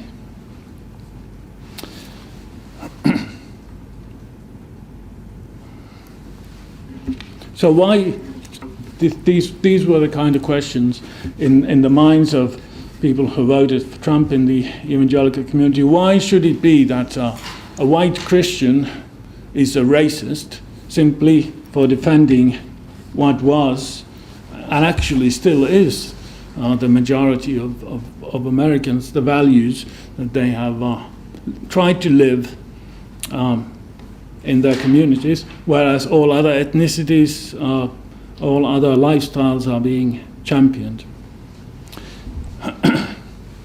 But it is not just about whites. In fact, Latinos in the United States, if the question is asked, is the United States a Christian nation, or should it be a Christian nation? Latino immigrants, there are yes answers to that question. The percentage is higher. If you ask Latinos and whites whether you can be a real American without being a conservative Christian, Latinos, more of them say, no, you can't be a real American without being a conservative Christian. So these issues are not going away anytime soon. The demographics in the United States is changing. Latinos will eventually become a majority.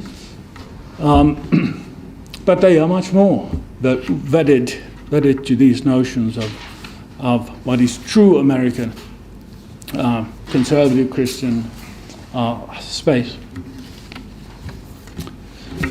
That's where I will stop. Okay.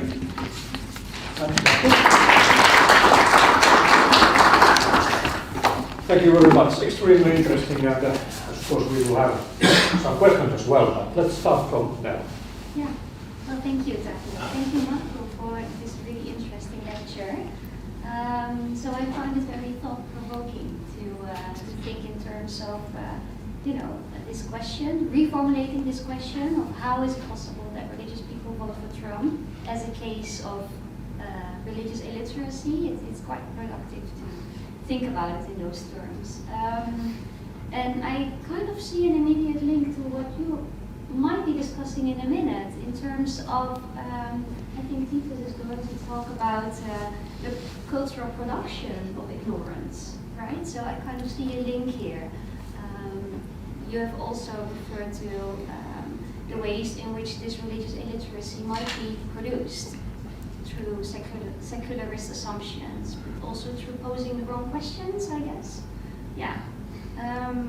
So my kind of hypothetical question would be, it's just to open up a bit, but I guess, so what if people are posing the right questions and take religion seriously? Would that make a large difference to the debate? What do you think? Because now there also seems to be an intersectional awareness in public debates. I think posing the questions about class and race is also super important. And then you kind of outlined that maybe we too easily think that it's all about material desires. It's about race and inclusion, exclusion, class. But no, it's definitely also about faith. But then you connected it to capitalism, which I think is an intrinsically material desire that is at play in the evangelical support for Trump, I guess. Yeah, maybe you want to think through these kind of intersectional observations a bit. Like how do they all connect, maybe, instead of being separated? And what would religious literacy, what kind of difference would it make? Let's take Mika's comments next, and then Markku has opportunity to respond to that. Right, yeah, it is an enigma. And I've thought about it myself and read pieces that are thinking about this. Why do evangelicals vote for Trump? And it's a very tough question to answer, and that's probably what you're trying to do. But I find it difficult to answer. But when I think about, rephrase it differently, why did they vote for Trump? Perhaps the question can be asked also in the way that who did they vote against when they voted? Okay, because if I understand correctly, Trump is interesting in many ways, but also in the way that, okay, he can get votes from evangelical Christians, but then again, I have read a number of openly secularist or atheist people who have found, their president in Donald Trump, and basically they're basically subscribing to his idea of America as a Christian nation and America as or American political identity as something that goes against or opposes Islam. And then there's like a xenophobic motif there as well. And if I think about,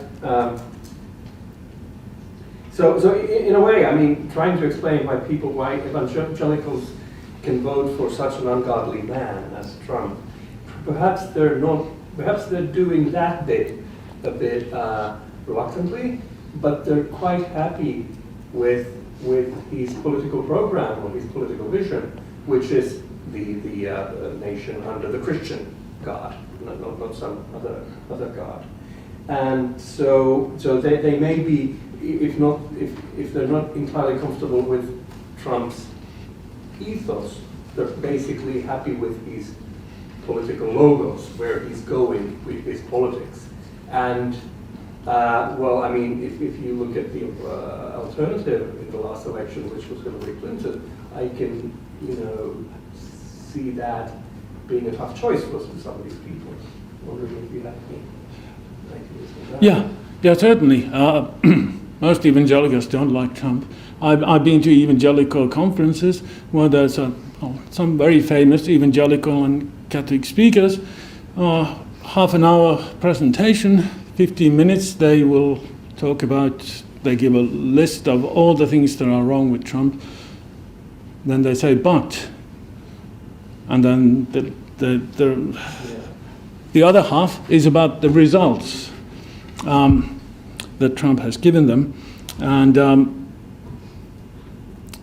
why did they already in 2015 and 16 believe that Trump would give them those results is the mutual attraction that I was trying to talk about that. Why did they believe Trump's promises, although they knew that he had not lived a Christian life in the past? There are parts of Trump's life where he has lived that. Because they actually do agree on what America should be. They certainly voted against someone in 2016. Hillary Clinton, they believed, would have destroyed Christian America completely. But that still doesn't explain why Trump won the nomination, the Republican Party's nomination, because he was opposed, the other candidates were, their program was the same, much of their rhetoric was the same, and they were evangelical Christians. And yet, Republicans opted for Trump. Say that Bernie Sanders was there against Trump in the next round. Will the evangelicals vote any different? No, they won't. No, I mean, just over 80% of white evangelicals will vote for Trump. So Sanders will have to get his votes from other groups, yeah. No, it's the 20% of white evangelicals who didn't vote for Trump, who are these progressive evangelicals of religious left, Christianity Today types. They would vote for Sanders or any of the Democrats, but that's only 20%, so that's... Do you find that alarming? Do I find that alarming? In what way? I mean, obviously that's a political question. Yeah, but there's. I hope that Bernie Sanders will get nominated by the Democratic Party, because I think he's the only one who can make the campaign and the debates and going into the ballots more interesting than any other Democratic candidate, possibly. But I'm not sure if that has any effect on the results of the vote. No, I don't. Yeah, he can easily be depicted as the socialist, because he is a socialist, and that word still in America, especially when it is used. I mean, Trump is very capable, or very good at using these kind of code words, and that goes back to intersectionality, I guess you call it. Religion and race. I think those two things together are the explanation, but it is not racism as such. Of course, racism does exist in America, and parts of the evangelical community and the Christian right also. Race resentment, I think, is more the way of explaining it. So, in other words, in Obama years, non-whites received benefits from the federal government. They were resented because they received benefits. Obamacare, then there's all the immigration reforms. The perception grew in the white majority, which is also the evangelical majority, that they were being passed, they had to pay money to the federal government. The federal government took that money and gave it to someone who deserves it better. So that's the resentment which is related to race. And it also happened that all this new immigration was, in the Obama years, actually starting much earlier, but massive new immigration was presented in terms of undermining Christian America, which actually it isn't, because most of the new immigration is from Latin America, and those are Catholics. And second or third generation Latinos convert to evangelicalism and become the mainstay of the Christian right. 66% of evangelical Latinos voted for Trump. But yeah, I agree that especially race and religion interlinked in complex ways is the right way to interpret this. Capital. Some race literacy. Oh yeah. Well, that's the American, always been the American issue. Capitalism. I want to say something more about that.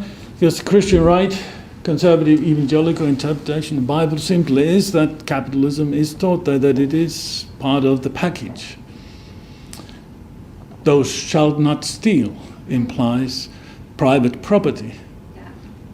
And there's a long list of things like that. But that's a long tradition. Before the politics of morality in the 60s, there was this politics of sacralizing capitalism. And that continues.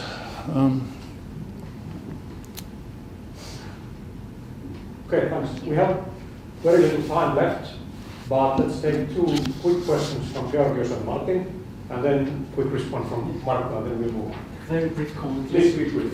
Let's not forget that it's all about identity politics, bottom line.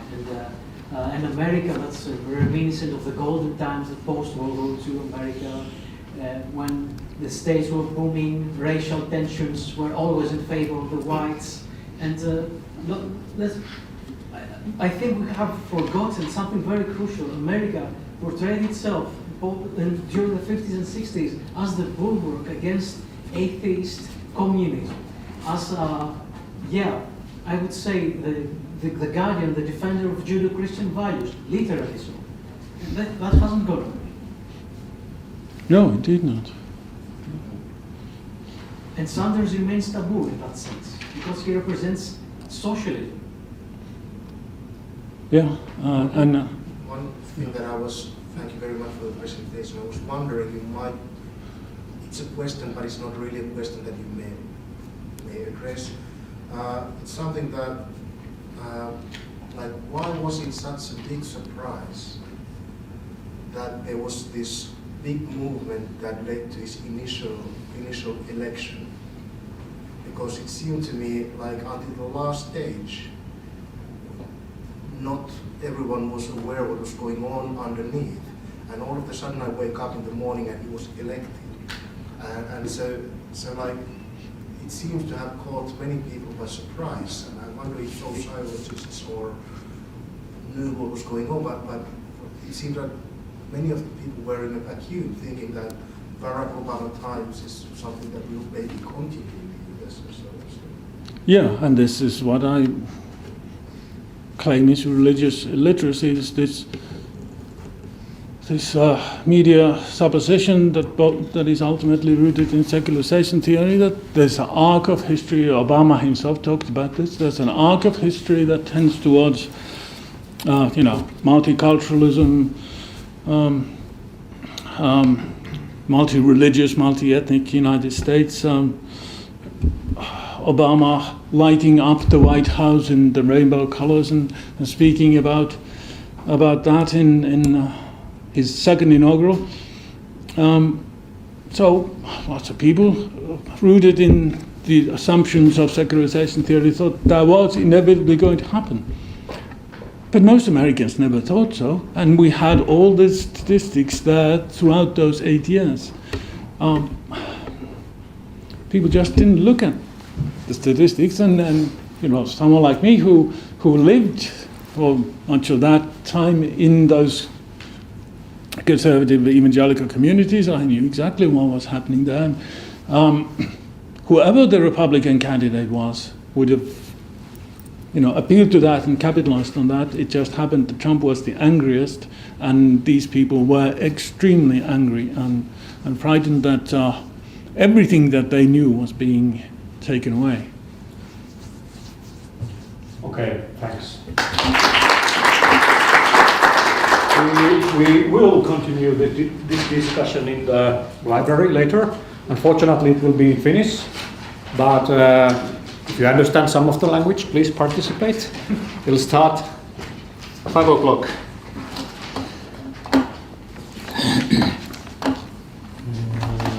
Mika,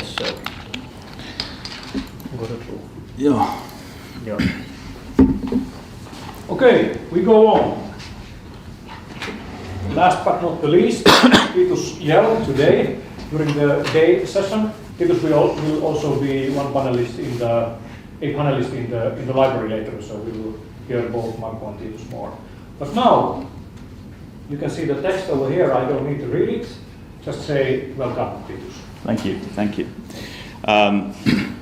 So I'm gonna go for the esoteric right away. So I'm since there was the title "Researching Religion" in the program for today, so I thought that I'd when I was thinking about what should I talk about, I didn't want to do a completely dry theoretical thing, but so I'm hoping to reflect on some of the things we've talked about here today and do a little bit of empirical stuff as well, but mostly this is a kind of a thinking about paper and a kind of a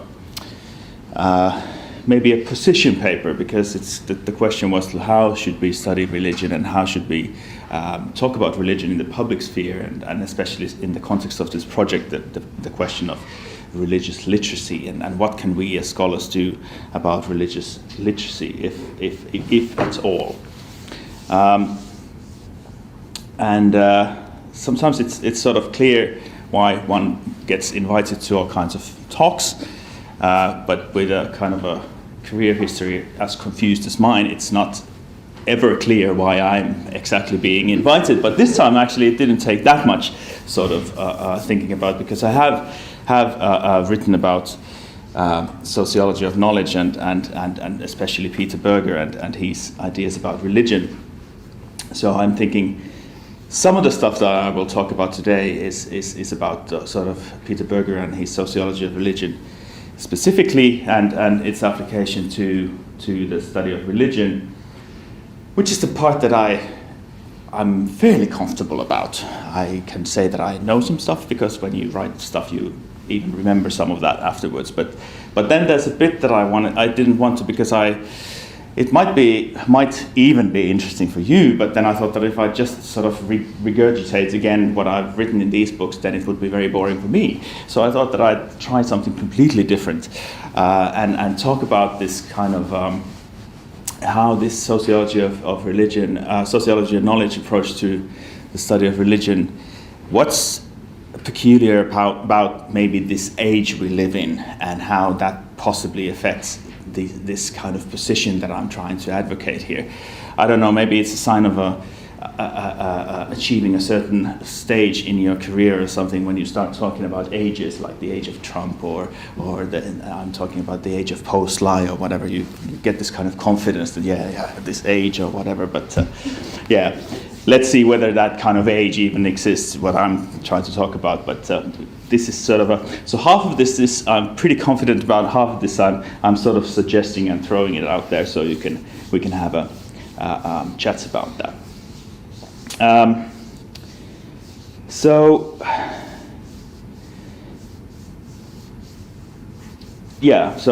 want to kind of talk about this approach and how it matters for the sort of also because the whole idea of this project, as far as I understand, is also the kind of the public perception of religion and possibly influencing it with academic knowledge, which as we know, at least in this country, I think in every country, but at least in this country, is becoming increasingly difficult because, if people don't are reluctant to believe scholars who study, climate change and have quite sort of hard data on that, it will be very difficult for us as sort of, especially if we're qualitative scholars, to convince them of our interpretations.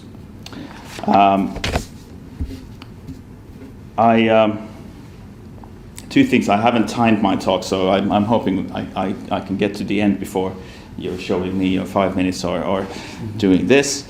And secondly, I'm wondering if I'm doing this at some point. It's because I've still apparently the effects of the train ride are with me. So I haven't had a drink before this, but I'm kind of doing this when I was sitting back there. So I might need some sort of support during my talk.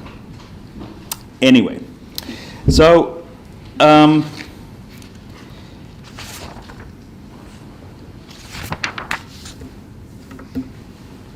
Most people in this room, as I've done myself, probably know Peter Berger as the author of The Sacred Canopy, which is this kind of he's, at least for sociologists of religion or scholars of religion, his most famous work probably, where he talks about religion, but it's really, as he says in the introduction to that book, it's an application of the kind of the framework that he developed in an earlier book with his colleague Thomas Luckman, The Social Construction of Reality, which is also a kind of a sociological classic in a broader sense.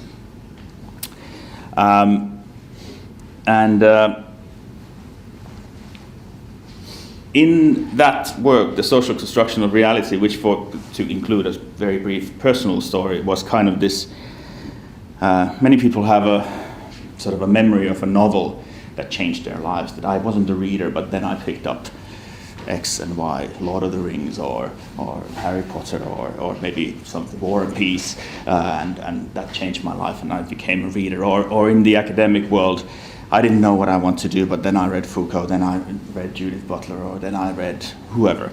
And The Social Construction of Reality was possibly that one book which kind of changed my thinking about things, and which kind of set me on the path, even though I kind of implied in the beginning I've done very many confusing things, but most of those things that I've done have been kind of guided by this idea of social construction, that what we say about things actually matters and changes the world and creates the world, not kind of out of nothing, but we live in. Now, to say something about the sociology of knowledge, it's a weird branch of sociology, because it's, on the one hand, it's part of everything we as sociologists do, because of course we have to think about epistemology and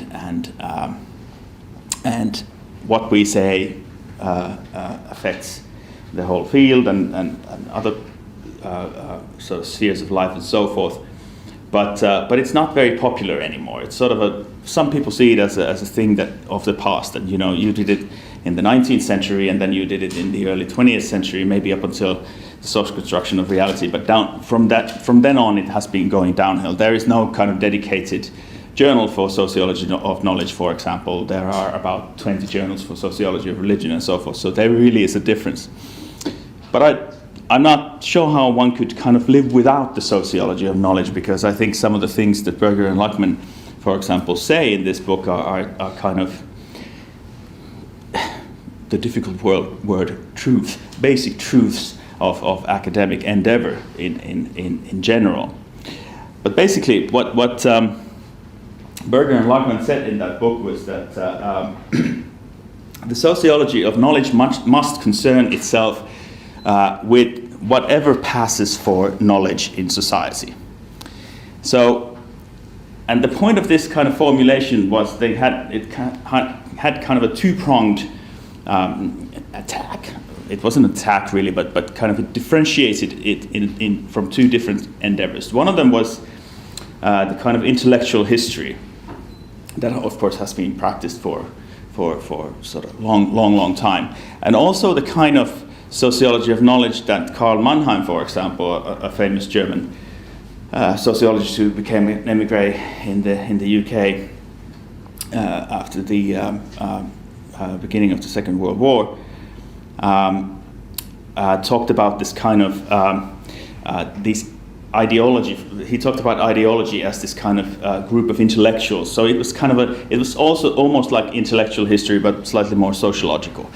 But Berger and Lachmann said that this is not, knowledge is not about what people whose work it is to think about things think, but we all have knowledge about stuff, even if it's wrong knowledge, even if it's kind of wrong according to science, wrong according to research, it's still knowledge. So whatever passes for knowledge is what sociologists of knowledge should study. And that's very different from kind of intellectual history, for example, where we look at thinkers. It's like you have, the history of sexuality, for example, and then you have a list of sort of 10 different thinkers about sexuality, or the history of religion, you have sort of 10 important thinkers about religion. But of course, religion has been, or sexuality has been much more about than those ideas of those 10 thinkers. So anything kind of passes, that passes for knowledge in society is important and relevant for the sociology of religion. The second, and I'm sorry, there are three points, not two. The second was that it's not the same as sociology of science, although there are kind of some parallels with for example, Thomas Kuhn's The Structure of Scientific Revolutions, which philosophers didn't like, but sociologists liked a lot, because it is really basically, it's not a philosophical argument about how science is constructed, but it's actually a sociological argument about that science is a human endeavor, and the plausibility structures, the plausibilities created in scientific communities creates scientific knowledge, the truth, scientific truths. The difference between that approach and Berger and Lachmann is that Berger and Lachmann are interested in knowledge created in whatever sphere of life, not just in science. Again, it's the same thing as the difference between intellectual history and the rest. And finally, it's also not about epistemology. So it's not about what is really truth. So it's knowledge, even if science disagrees, or research disagrees, or the church disagrees, it can still pass for knowledge. And Berger and Lachmann were interested in how that happens and why that happens. And actually it was, like the subtitle says, a treatise in the sociology of knowledge, but actually that book is much more. It's actually about the construction of society itself, about how society becomes society through the actions of individuals and the socialization of individuals into communities and so forth. But I'm not going to go into that. We can talk about that if you're interested in that. Now, why does that matter for the sociology of religion? In the Sacred Canopy, and I'm usually sort of, actually Berger himself says somewhere, I can't remember where, that he finds definition, the endeavor to define religion sublimely uninteresting, which I love, sublimely uninteresting. And I kind of tend to agree. But as an endeavor in itself, that, trying to find a definition that would be all-encompassing and so forth. But that said, we can't live outside of definitions. So we have to have some sense of what it is that we are looking for. Otherwise, we will be working with implicit ideas of what it is that we are looking for. Now, this is Berger's definition of religion. So, although he says that he's not interested in defining, he does it anyway, which is an admirable quality. So he says, religion is the establishment through human activity of an all-embracing sacred order, that is, of a sacred cosmos that will be capable of maintaining itself in the ever-present phase of chaos. Now, actually, if you know about sociology of religion and how sociology of religion has approached religion, this definition actually includes kind of all kinds of approaches to tries to include all kinds of different kinds of approaches to religion. So in the one sense is religion is defined substantively. So what it is, it's sacred. And this in here, Berger talks about the sacred more in the tradition of Rudolf Otto and Mircea Eliade than Durkheim, actually. So it's something separate from the profane or the everyday. So it's set aside. So that's the substantive part of it. The second way of talking about religion in the sociology of religion is functional, which means that, you know, the interest is not so much in what religion is, but what it does. And of course, here you can see that what religion does is that it maintains the sacred cosmos in the face of chaos. So it protects the sort of human community on the kind of most sort of abstract level of the cosmos that there is. And then finally, there is this little bit about the sociology of knowledge bits as well, about world construction, which is this point about the establishment through human activity. So religion is an active accomplishment, human accomplishment. People make religion. Now, one of the biggest points that I made in the introduction to that book that I edited 2 years ago was that sadly Berger himself, and certainly the people who kind of followed him, never really took on the point about this human activity. So despite being known as the kind of progenitor of constructionism in some circles, constructionist sociology of religion certainly didn't start with Berger. He didn't use it in his own research. When he talks about secularization, it's usually from a substantive perspective, what religion is, which is a kind of a very old-fashioned kind of Weberian Protestant idea of religion. And people who followed his kind of lead about the people who talked about the sacred canopy took the kind of functionalist road, but very few people actually took the kind of constructionist road. So in the last 10 years or so, I mean, obviously this idea goes much further back, but in the last 10 years or so, there has been this kind of self-identifying, it's not a school, but it's a kind of an approach to the study of religion called discursive study of religion, which I kind of count myself as one of the representatives. And although not everybody in that field might agree with what I think the purpose of the field is to define religion along the lines that Berger did with knowledge. So, you know, the sociology of knowledge must concern itself with whatever passes for knowledge in society. If we change knowledge with religion, then it becomes the sociology or study of religion must concern itself with whatever passes for religion in society. This, one would think, would be the logical thing that Berger did with his sociology of religion, but he didn't. And now, in my hubris, I'm trying to be part of remedying that problem. So instead of starting with a kind of a working definition of religion, whether substantive or functional, the point is that the definitions of religion become the object of research themselves. So we don't start with saying that religion is about faith, it's about ritual, it's about something. It's about what do people talk about when they talk about religion. That's the question I'm most interested in. But that's not where I want to stop. It's also what are the consequences of people talking about religion in the ways that they are talking about religion.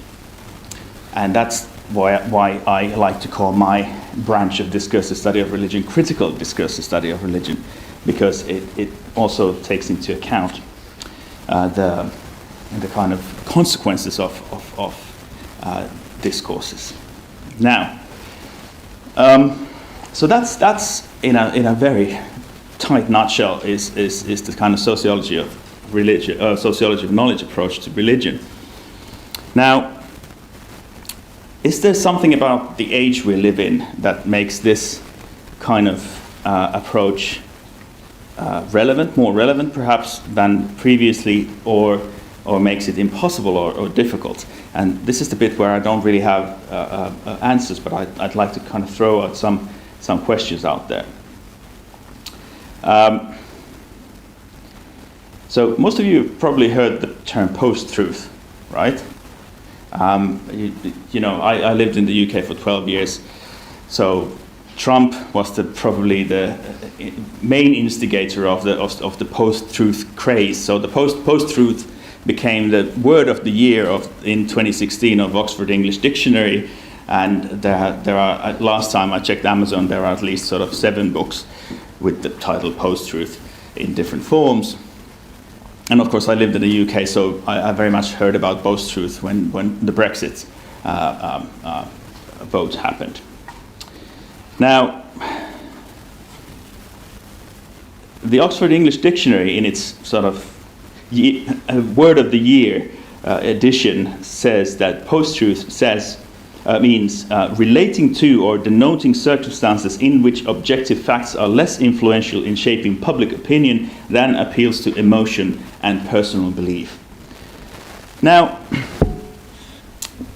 while there's no doubt that this makes sense, and this is also happening, but I wanted to, for today's talk, I wanted to kind of switch it around a little bit. And instead of post-truth, I'd like to use my sort of old UCL friend and colleague Peter Suzy's formulation of an alternative concept, which is of post-lie. This comes out of a short blog that he wrote, but it's been read, you know, hundreds and thousands of times, and it's very interesting. So what Peter Suzy, who's a literature scholar actually, but what he says is that if post-truth is inherently cynical, nothing is true, so it doesn't matter what you say. Post-lying requires a hypertrophic belief in one's truth, belief that eclipses communication with other viewpoints. Post-lying is therefore hardened against persuasion. So, if we agree that we live in an age of post-lie, there are 3 things that are kind of typical of it. So, significant numbers of people don't care that they are lying. Donald Trump doesn't care that he's lying. Boris Johnson doesn't care that he's lying. But more importantly, significant numbers of people don't care that they are being lied to. They really don't mind. They know it's a lie, and there are no repercussions. No votes. None of the Brexit lies costed any votes for the Conservatives in the Brexit or the sort of the Leave campaign or the Conservative Party in the latest election. And this is what he meant. Peter Suzy continues, he says, politicians of course have always lied, but since 2016 it appears lies carry no political consequence. Transparent lies demonstrated conclusively as such sway public opinion nonetheless. Lies caught after the fact have no negative repercussion for their propagators, thus absolving them of responsibility for word or action. Lies seem no longer just an unfortunate admixture of political discourse, they are its basic medium. And I think this is pretty powerful. And it's also important when we think about whether there is such a thing as religious literacy and illiteracy and what we can do about it as scholars. Onko tuo 0 vai 10? Okay, kiitos, thank you. 0 or 10, there's a big difference. Good. And if this is the basic situation, significant numbers of people don't care that they're lying, significant numbers of people don't care that they're being lied to, these two things are being compounded by the third factor, which is that the mainstream media in the West is completely broken. That's just not my opinion, but Brexit, especially in the UK, showed it quite clearly. The attitude to this kind of post-lie situation for a lot of mainstream media is to just basically sit back and grab the popcorn. You know, when a racist politician lies about immigration, for example, their claims get into the news, but nobody challenges them. There are, of course, sort of, national differences between this. Britain is slightly better than, or actually Britain is much better than Finland, for example. In Finland, we seem to have reached this kind of stage of complete apathy where journalists are just unable to question some of the blatant lies about immigration, for example, that one party particularly peddles in the public sphere constantly. So it seems that this kind of basic idea of fact-checking, for example, has kind of left the hall in terms of journalism nowadays. And secondly, in terms of media, of course, is not the mainstream media anymore. There's all kinds of alternative media. So if you look at sort of where people get their news and then compare it with their political affiliations, you can see there's a clear kind of you can sort of almost tell people's political preference by asking them what news channels they follow, especially in the US, but of course in the UK as well. In Finland, it's a bit more mixed. Now, the point of all this is to say that ignorance is not simply the absence of knowledge, but it's the deliberate creation of powerful actors who do not want you to know. And this is a quote from Yasmin Zine, a Canadian sociologist who spoke at a conference on racism and religion in Uppsala last October. And she was paraphrasing historian Robert Proctor, who's written about agnotology, which is the study of ignorance. Agnotology, agnosticism, for example, it's ignorance of religion. Agnotology is the study of ignorance. So religion is whatever passes for religion size in society. This is the sociology of religion part. In a situation where we are constantly being lied about religion in society, especially, of course, Islam in nowadays. This is the kind of the specific situation I think we as scholars of religion need to kind of think about, and what we can do and what we should perhaps do in this situation. Because lies and the acceptance of lies is not a matter of knowledge, but of identity. It's not a matter of getting better. So if people don't care that they are being lied to, more and better facts won't help. They won't sway them. Because it's a matter of identity rather than absence of knowledge or lack of knowledge about something. Now, briefly, couple of things.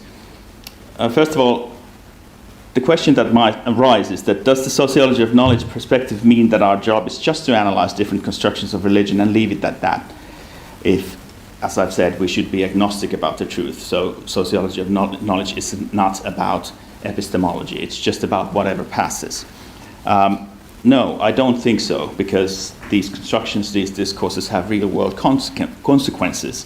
And as critical scholars of religion, I think it's our job that we should analyze these too and think about how best to alleviate conflict emerging from these constructions. Obviously, not all scholars share my interests, and that's fine. But I think that critical scholarship needs to do this. And secondly, there's sort of a contradiction here. So if, as I said, sociology of knowledge is agnostic about truth claims, by using the word, am I not implicitly suggesting there is such a thing as a truth? How can you discern a lie if actually nothing matters? Whatever passes for knowledge, then that's That's the only thing that matters.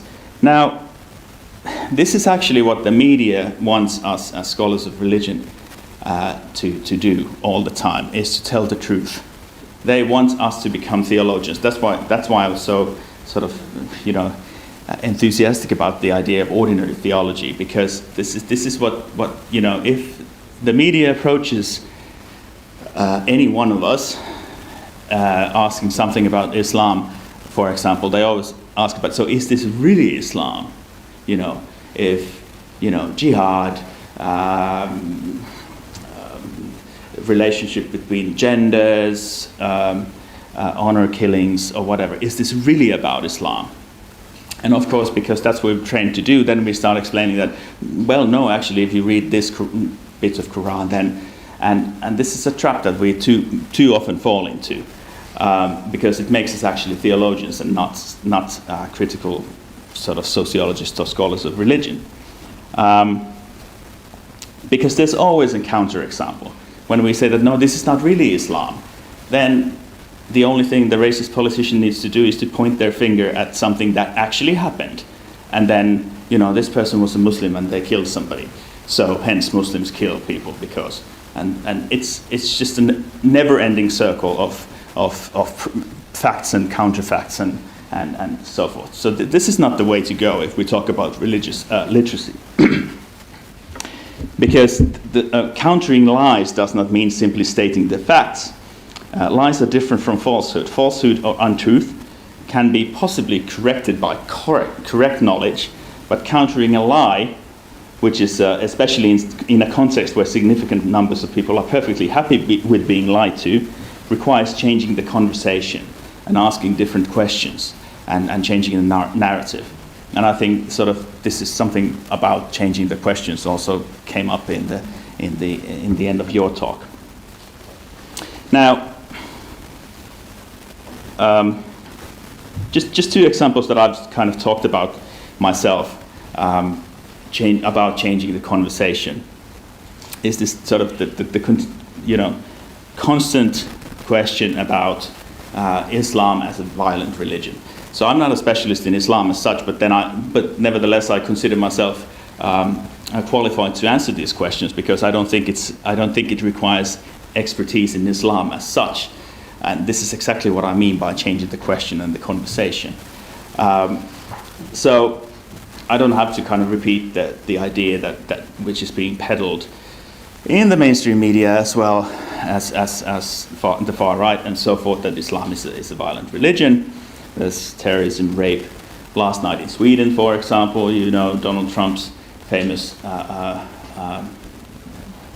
comments about, which became a kind of a parody website where last night people kind of submit everything they did last night in Sweden when Donald Trump said that terrible things happened last night in Sweden, for example, when nothing had happened. And of course, there's Washington Post keeps a tab on Donald Trump's lies. And I just checked that 2 years ago, I don't know what the number is, but 2 years ago it reached 2,000. So, I mean, there's 2 more years. So, I mean, it must be quite a lot by now. Now, back to Islam as a violent religion. So, I mean, my sort of first question always, if somebody asks me this, or if a student asks me, or if I explain the same example, is that, if Islam is a violent religion, should we all be dead by now, right? There are 1.7 billion Muslims, and if they all want to kill you because they read the Quran, we really should be dead now. And most of us, at least, should be dead. And then the question is, if 99%, if reading the Quran makes people kill, why don't 99.99999% of Muslims ever think about killing anyone? This is unbelievably a question that never occurs to journalists, for example. They just want to know, does reading the Quran make you kill somebody? And when the knee-jerk reaction, I think would be, for me at least, would be to, well, why don't all these people, if it does so, why don't all these people do it then? Then there has to be some other kind of explanation. I mean, some obviously do, and so that's because for some that's how religion works. But the point is, and that's why I don't need to be a specialist in Islam to be able to comment on this, is that, you know, dogma, teaching in itself doesn't explain action anywhere in the world, whether it's the Communist Manifesto, whether it's Mein Kampf, or whether it's the Quran. You know, reading something doesn't make anyone kill anyone. That's called the fallacy of internalism, actually. Well, then the second way you can kind of change the conversation is to ask, so why does this apply only to Islam? You know, have you read the book of Joshua, for example? It's pretty grim stuff. You know, so every Jew or Christian who has ever read the Old Testament should be out there sort of hacking to pieces everyone who tries to sort of enter Jericho without their permission or something like that. I can't remember exactly how it went, but anyway, it's a bloody book. So there's this hypocrisy as well. So these kind of reading a sacred text leads to action applies apparently to some religions, but not all religions. And secondly, I think one of the most important skills of a scholar of religion is to be able to say when something is not about religion. That's why speaking to the media is so difficult, because they call us because we're supposedly experts on religion, but we should be actually, and I think we are, and we should be experts on saying, like, you know, maybe you should ask someone else. This is not really about religion. Sometimes it is. It can be a factor. It's important, like Markku, for example, told us. You know, in some cases, sometimes it isn't. You know, going back to sort of, does religion motivate murder, for example, or you know, killing? The problem is that we don't have direct access to people's motivations. We can ask them, but those are always post facto legitimations. And what is a fact is that religion is being used to legitimate good things and bad things. That we do know. But whether it actually motivates something, that's much more complicated. And hence we go back to the example of why don't 99.999% of people kill, for example. And of course we can do kind of multiple regressions and isolate possible religion effects, for example, in terms of figuring out what is actually the role of religion in violence, for example. We can do that. But those are not strictly causal either. So that's another example of kind of changing the conversation. You know, why not ask some other question that makes you think about whether this could be explained by something else? So, in sum, I think we can all kind of agree on the fact that religion is back on the agenda of public debate in many ways, even in sort of supposedly secular Europe, and most of it has to do with Islam. That probably most people agree as well.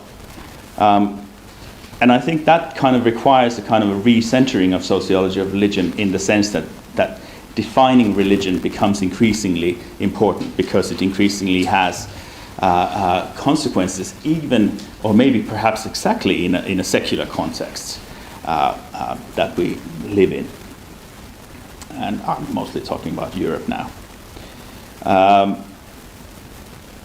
And this kind of idea of a post-lie age brings a kind of special flavor to discussion, because first of all, we don't know whether religious literacy is effective to begin with.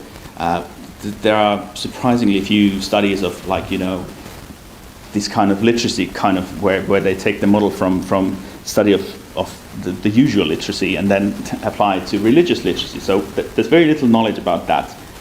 But then the second question is, we should consider whether the absence of or lack of knowledge is the problem, actually. And maybe we should pay more attention to the cultural production of ignorance, as I suggested. Thank you.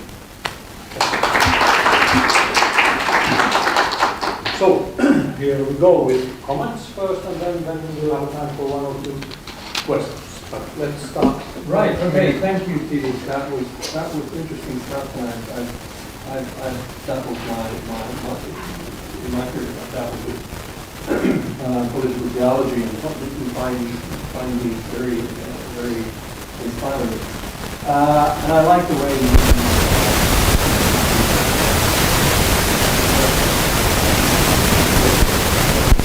One of the things I've probably done on some something about it immediately, but it's still, even though I think I may have used other issues, it still haunts me all the time. These ideas that now that we civilization, secularism, we've banished the gods of world religions from Earth, but then after that we've made things that we constructed here on Earth into new gods, into idolized things. And if I look at what you write over there, discursive studies religion, or critical discursive studies religion, sociology studying religion must concern itself with whatever passes for religion in society. And one of the things that certainly seems to pass as religion in today's society, here in Finland, but elsewhere in Europe as well, is that ethnic nationalism passes for religion in this part of the world. And the way in which, like the most furthest, the people on the furthest right at the moment, they are talking about Norse mythologies, and they are doing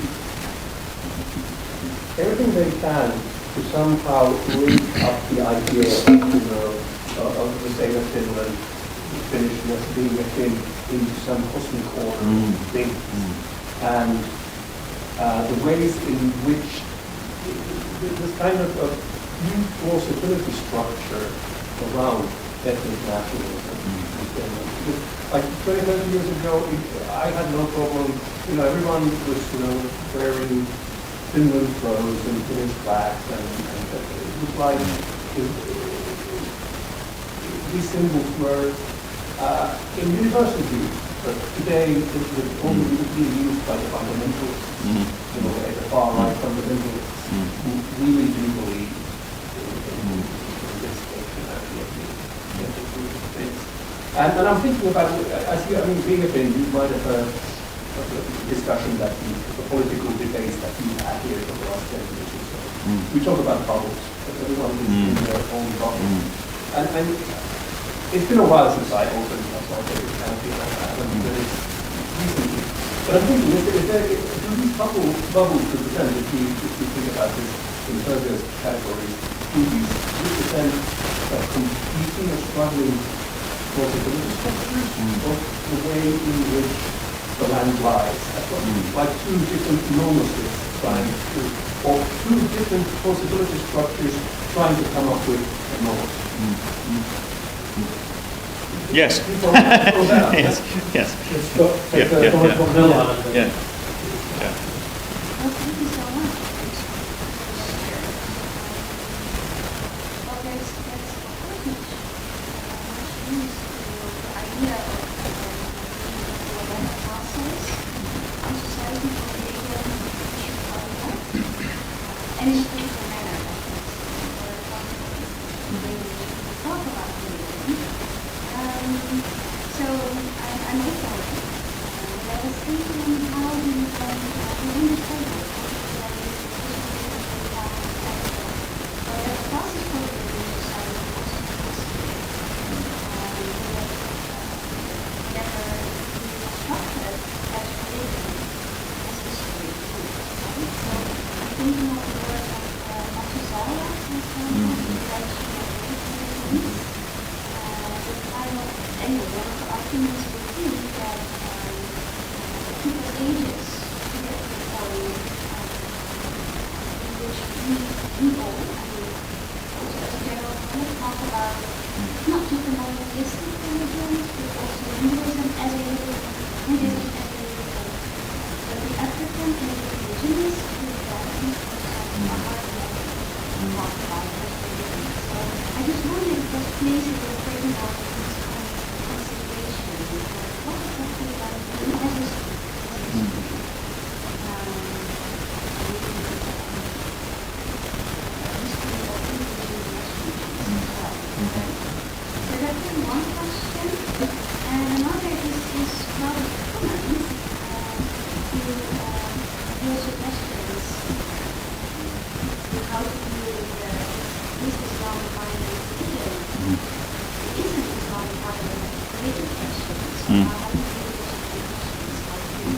turning around and changing the communication.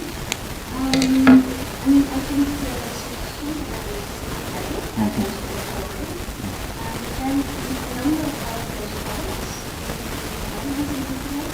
they were less long-term. She has been very clear about this particularly and violence. She says all the suggestions you are mentioning are something that we are all the time trying to change the conversation, trying to, in all kinds of ways and everything. She says it doesn't seem to matter one bit. Yeah. It doesn't seem to, so that's like a very sad conclusion, right? That we're trying, and then we hear exactly what you are saying, and then it doesn't seem to be one bit.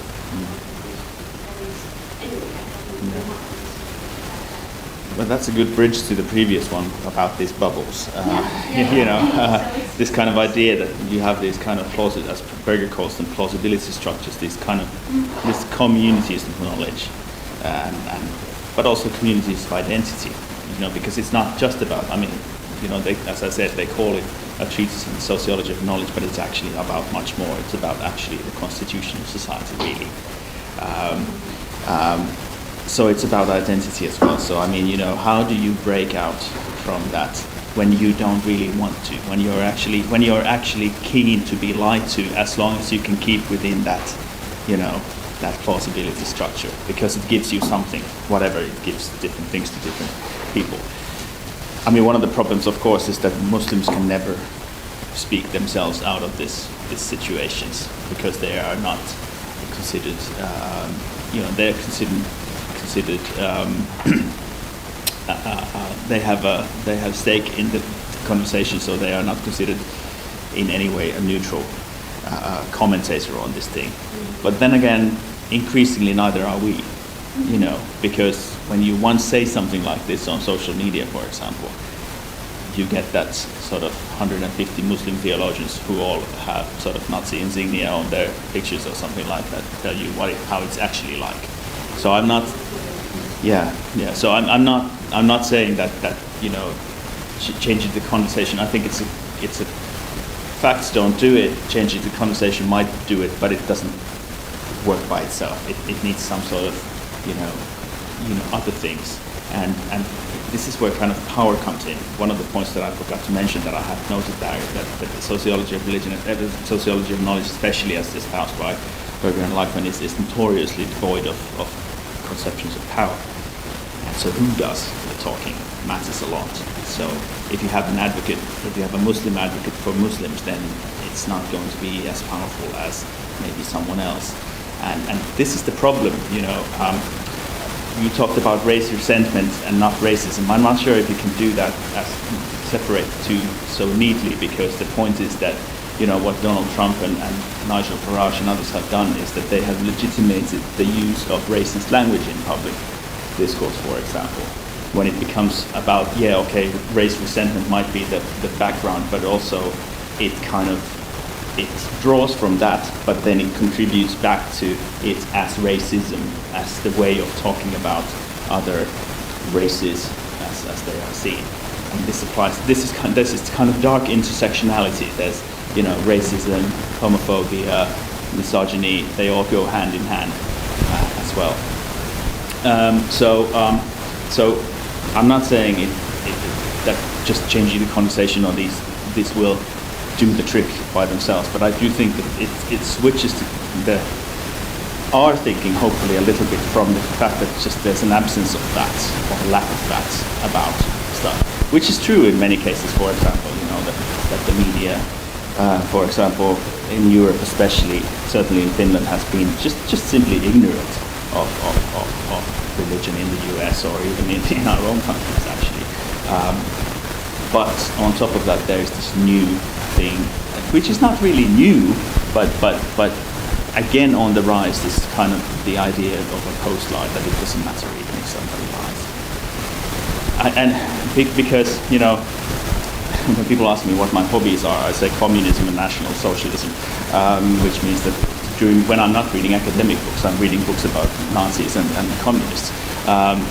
And which is why, if you know anything about the rise of the Third Reich, it's uncanny the similar things in terms of knowledge, especially, that are happening right now. Of course, the social context was completely different, but the fact that a significant portion of Germans didn't really care that they are being lied to all the time. They stopped caring at some point because there was this nomos that was being created. I think the parallels are uncanny in many ways. There are differences too, of course, but you know, it's we really haven't learned anything from history apparently. Well, we have time for one question, nothing. And before that, I remind you that this conversation also continues at Berg at 5 o'clock. The title of that event is Toxic Spirituality. So, if you can speak Finnish, you can come there with your good friend who translates where you are. And now, please, Markku. Thank you very much for the inspiring talk. I see the usefulness of this concept in public education about religions. Very much so. I'd like to deal with it. My question concerns one issue that you say that you say that society study of religion must concern is that whatever passes for religion in society. And of course my background is the Berger values of social conscience. When the person who calls me with regards to Islam, whether these things are Islam or not, isn't, and we make a distinction that this is not really Islam. The person, are you negating the fact that actually the caller or media is bringing out whatever passes for religion in society? No. This is exactly, well, that passes for religion, you know, for them. And my point of changing the conversation is that, you know, maybe we should think it from another perspective. Maybe religion is not maybe we don't have to say that this is not about religion. Maybe we could say that religion is not the most fruitful way of approaching it. You know, I'm not saying that Islam is not a religion or that some Muslims are not real Muslims. I mean, that's exactly not what we're supposed to do. But maybe suggest that, you know, what about looking into other aspects, class, race, whatever, you know, gender, so forth. Just very briefly, back to the kind of the history of definitions and back to your kind of the nationalism and religion. I certainly think that the history of definitions is I mean, it is there all the time as well. Interestingly, when it comes to Islam, for example, I think increasingly we are becoming irrelevant as scholars of religion because, especially in the racist discourse, Islam is decreasingly a religion and increasingly a civilization. So it's a legitimate world religion in a way, as long as they stay somewhere there. But it's an illegitimate civilization, especially when that civilization is being brought to our Europe. So I'm thinking that we are decreasingly important as scholars of religion in the discussions about Islam because increasingly it is being framed as something civilizational rather than religious, which makes it kind of even more difficult because religion you can leave. You can become a secular Muslim. I mean, most good Muslims, according to the racist right, are secular Muslims, right? And, you know, we have Ayaan Hirsi Ali, or others, I'm sure you know her, who have written actually kind of these theological books about why Islam is really bad. And she's a good Muslim because she's an atheist. But you can't leave your civilization, you know. That's where you are born. That's essential identity, which makes any kind of integration attempt even more difficult because it's not about this kind of identity that could possibly be and has been left behind, but it's actually when it's part of your, you know, essence, then it's just, you know, there are no more good Muslims basically, according to this discourse. Yeah, I think that's maybe good. Now it's time for this. Yes, thank you. Thank you. Yeah, thank you. Okay, before leaving, presents for Titus. I haven't had a Rovaniemi cup. Yes, thank you. Thank you. Brilliant, thanks. And Markku. And we have one for Nella and Mika as well. Yes, great. Oh, congratulations, guys.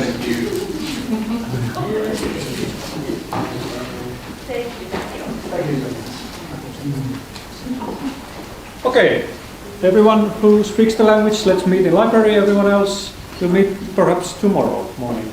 And many thanks for this, for everybody. Have a nice day.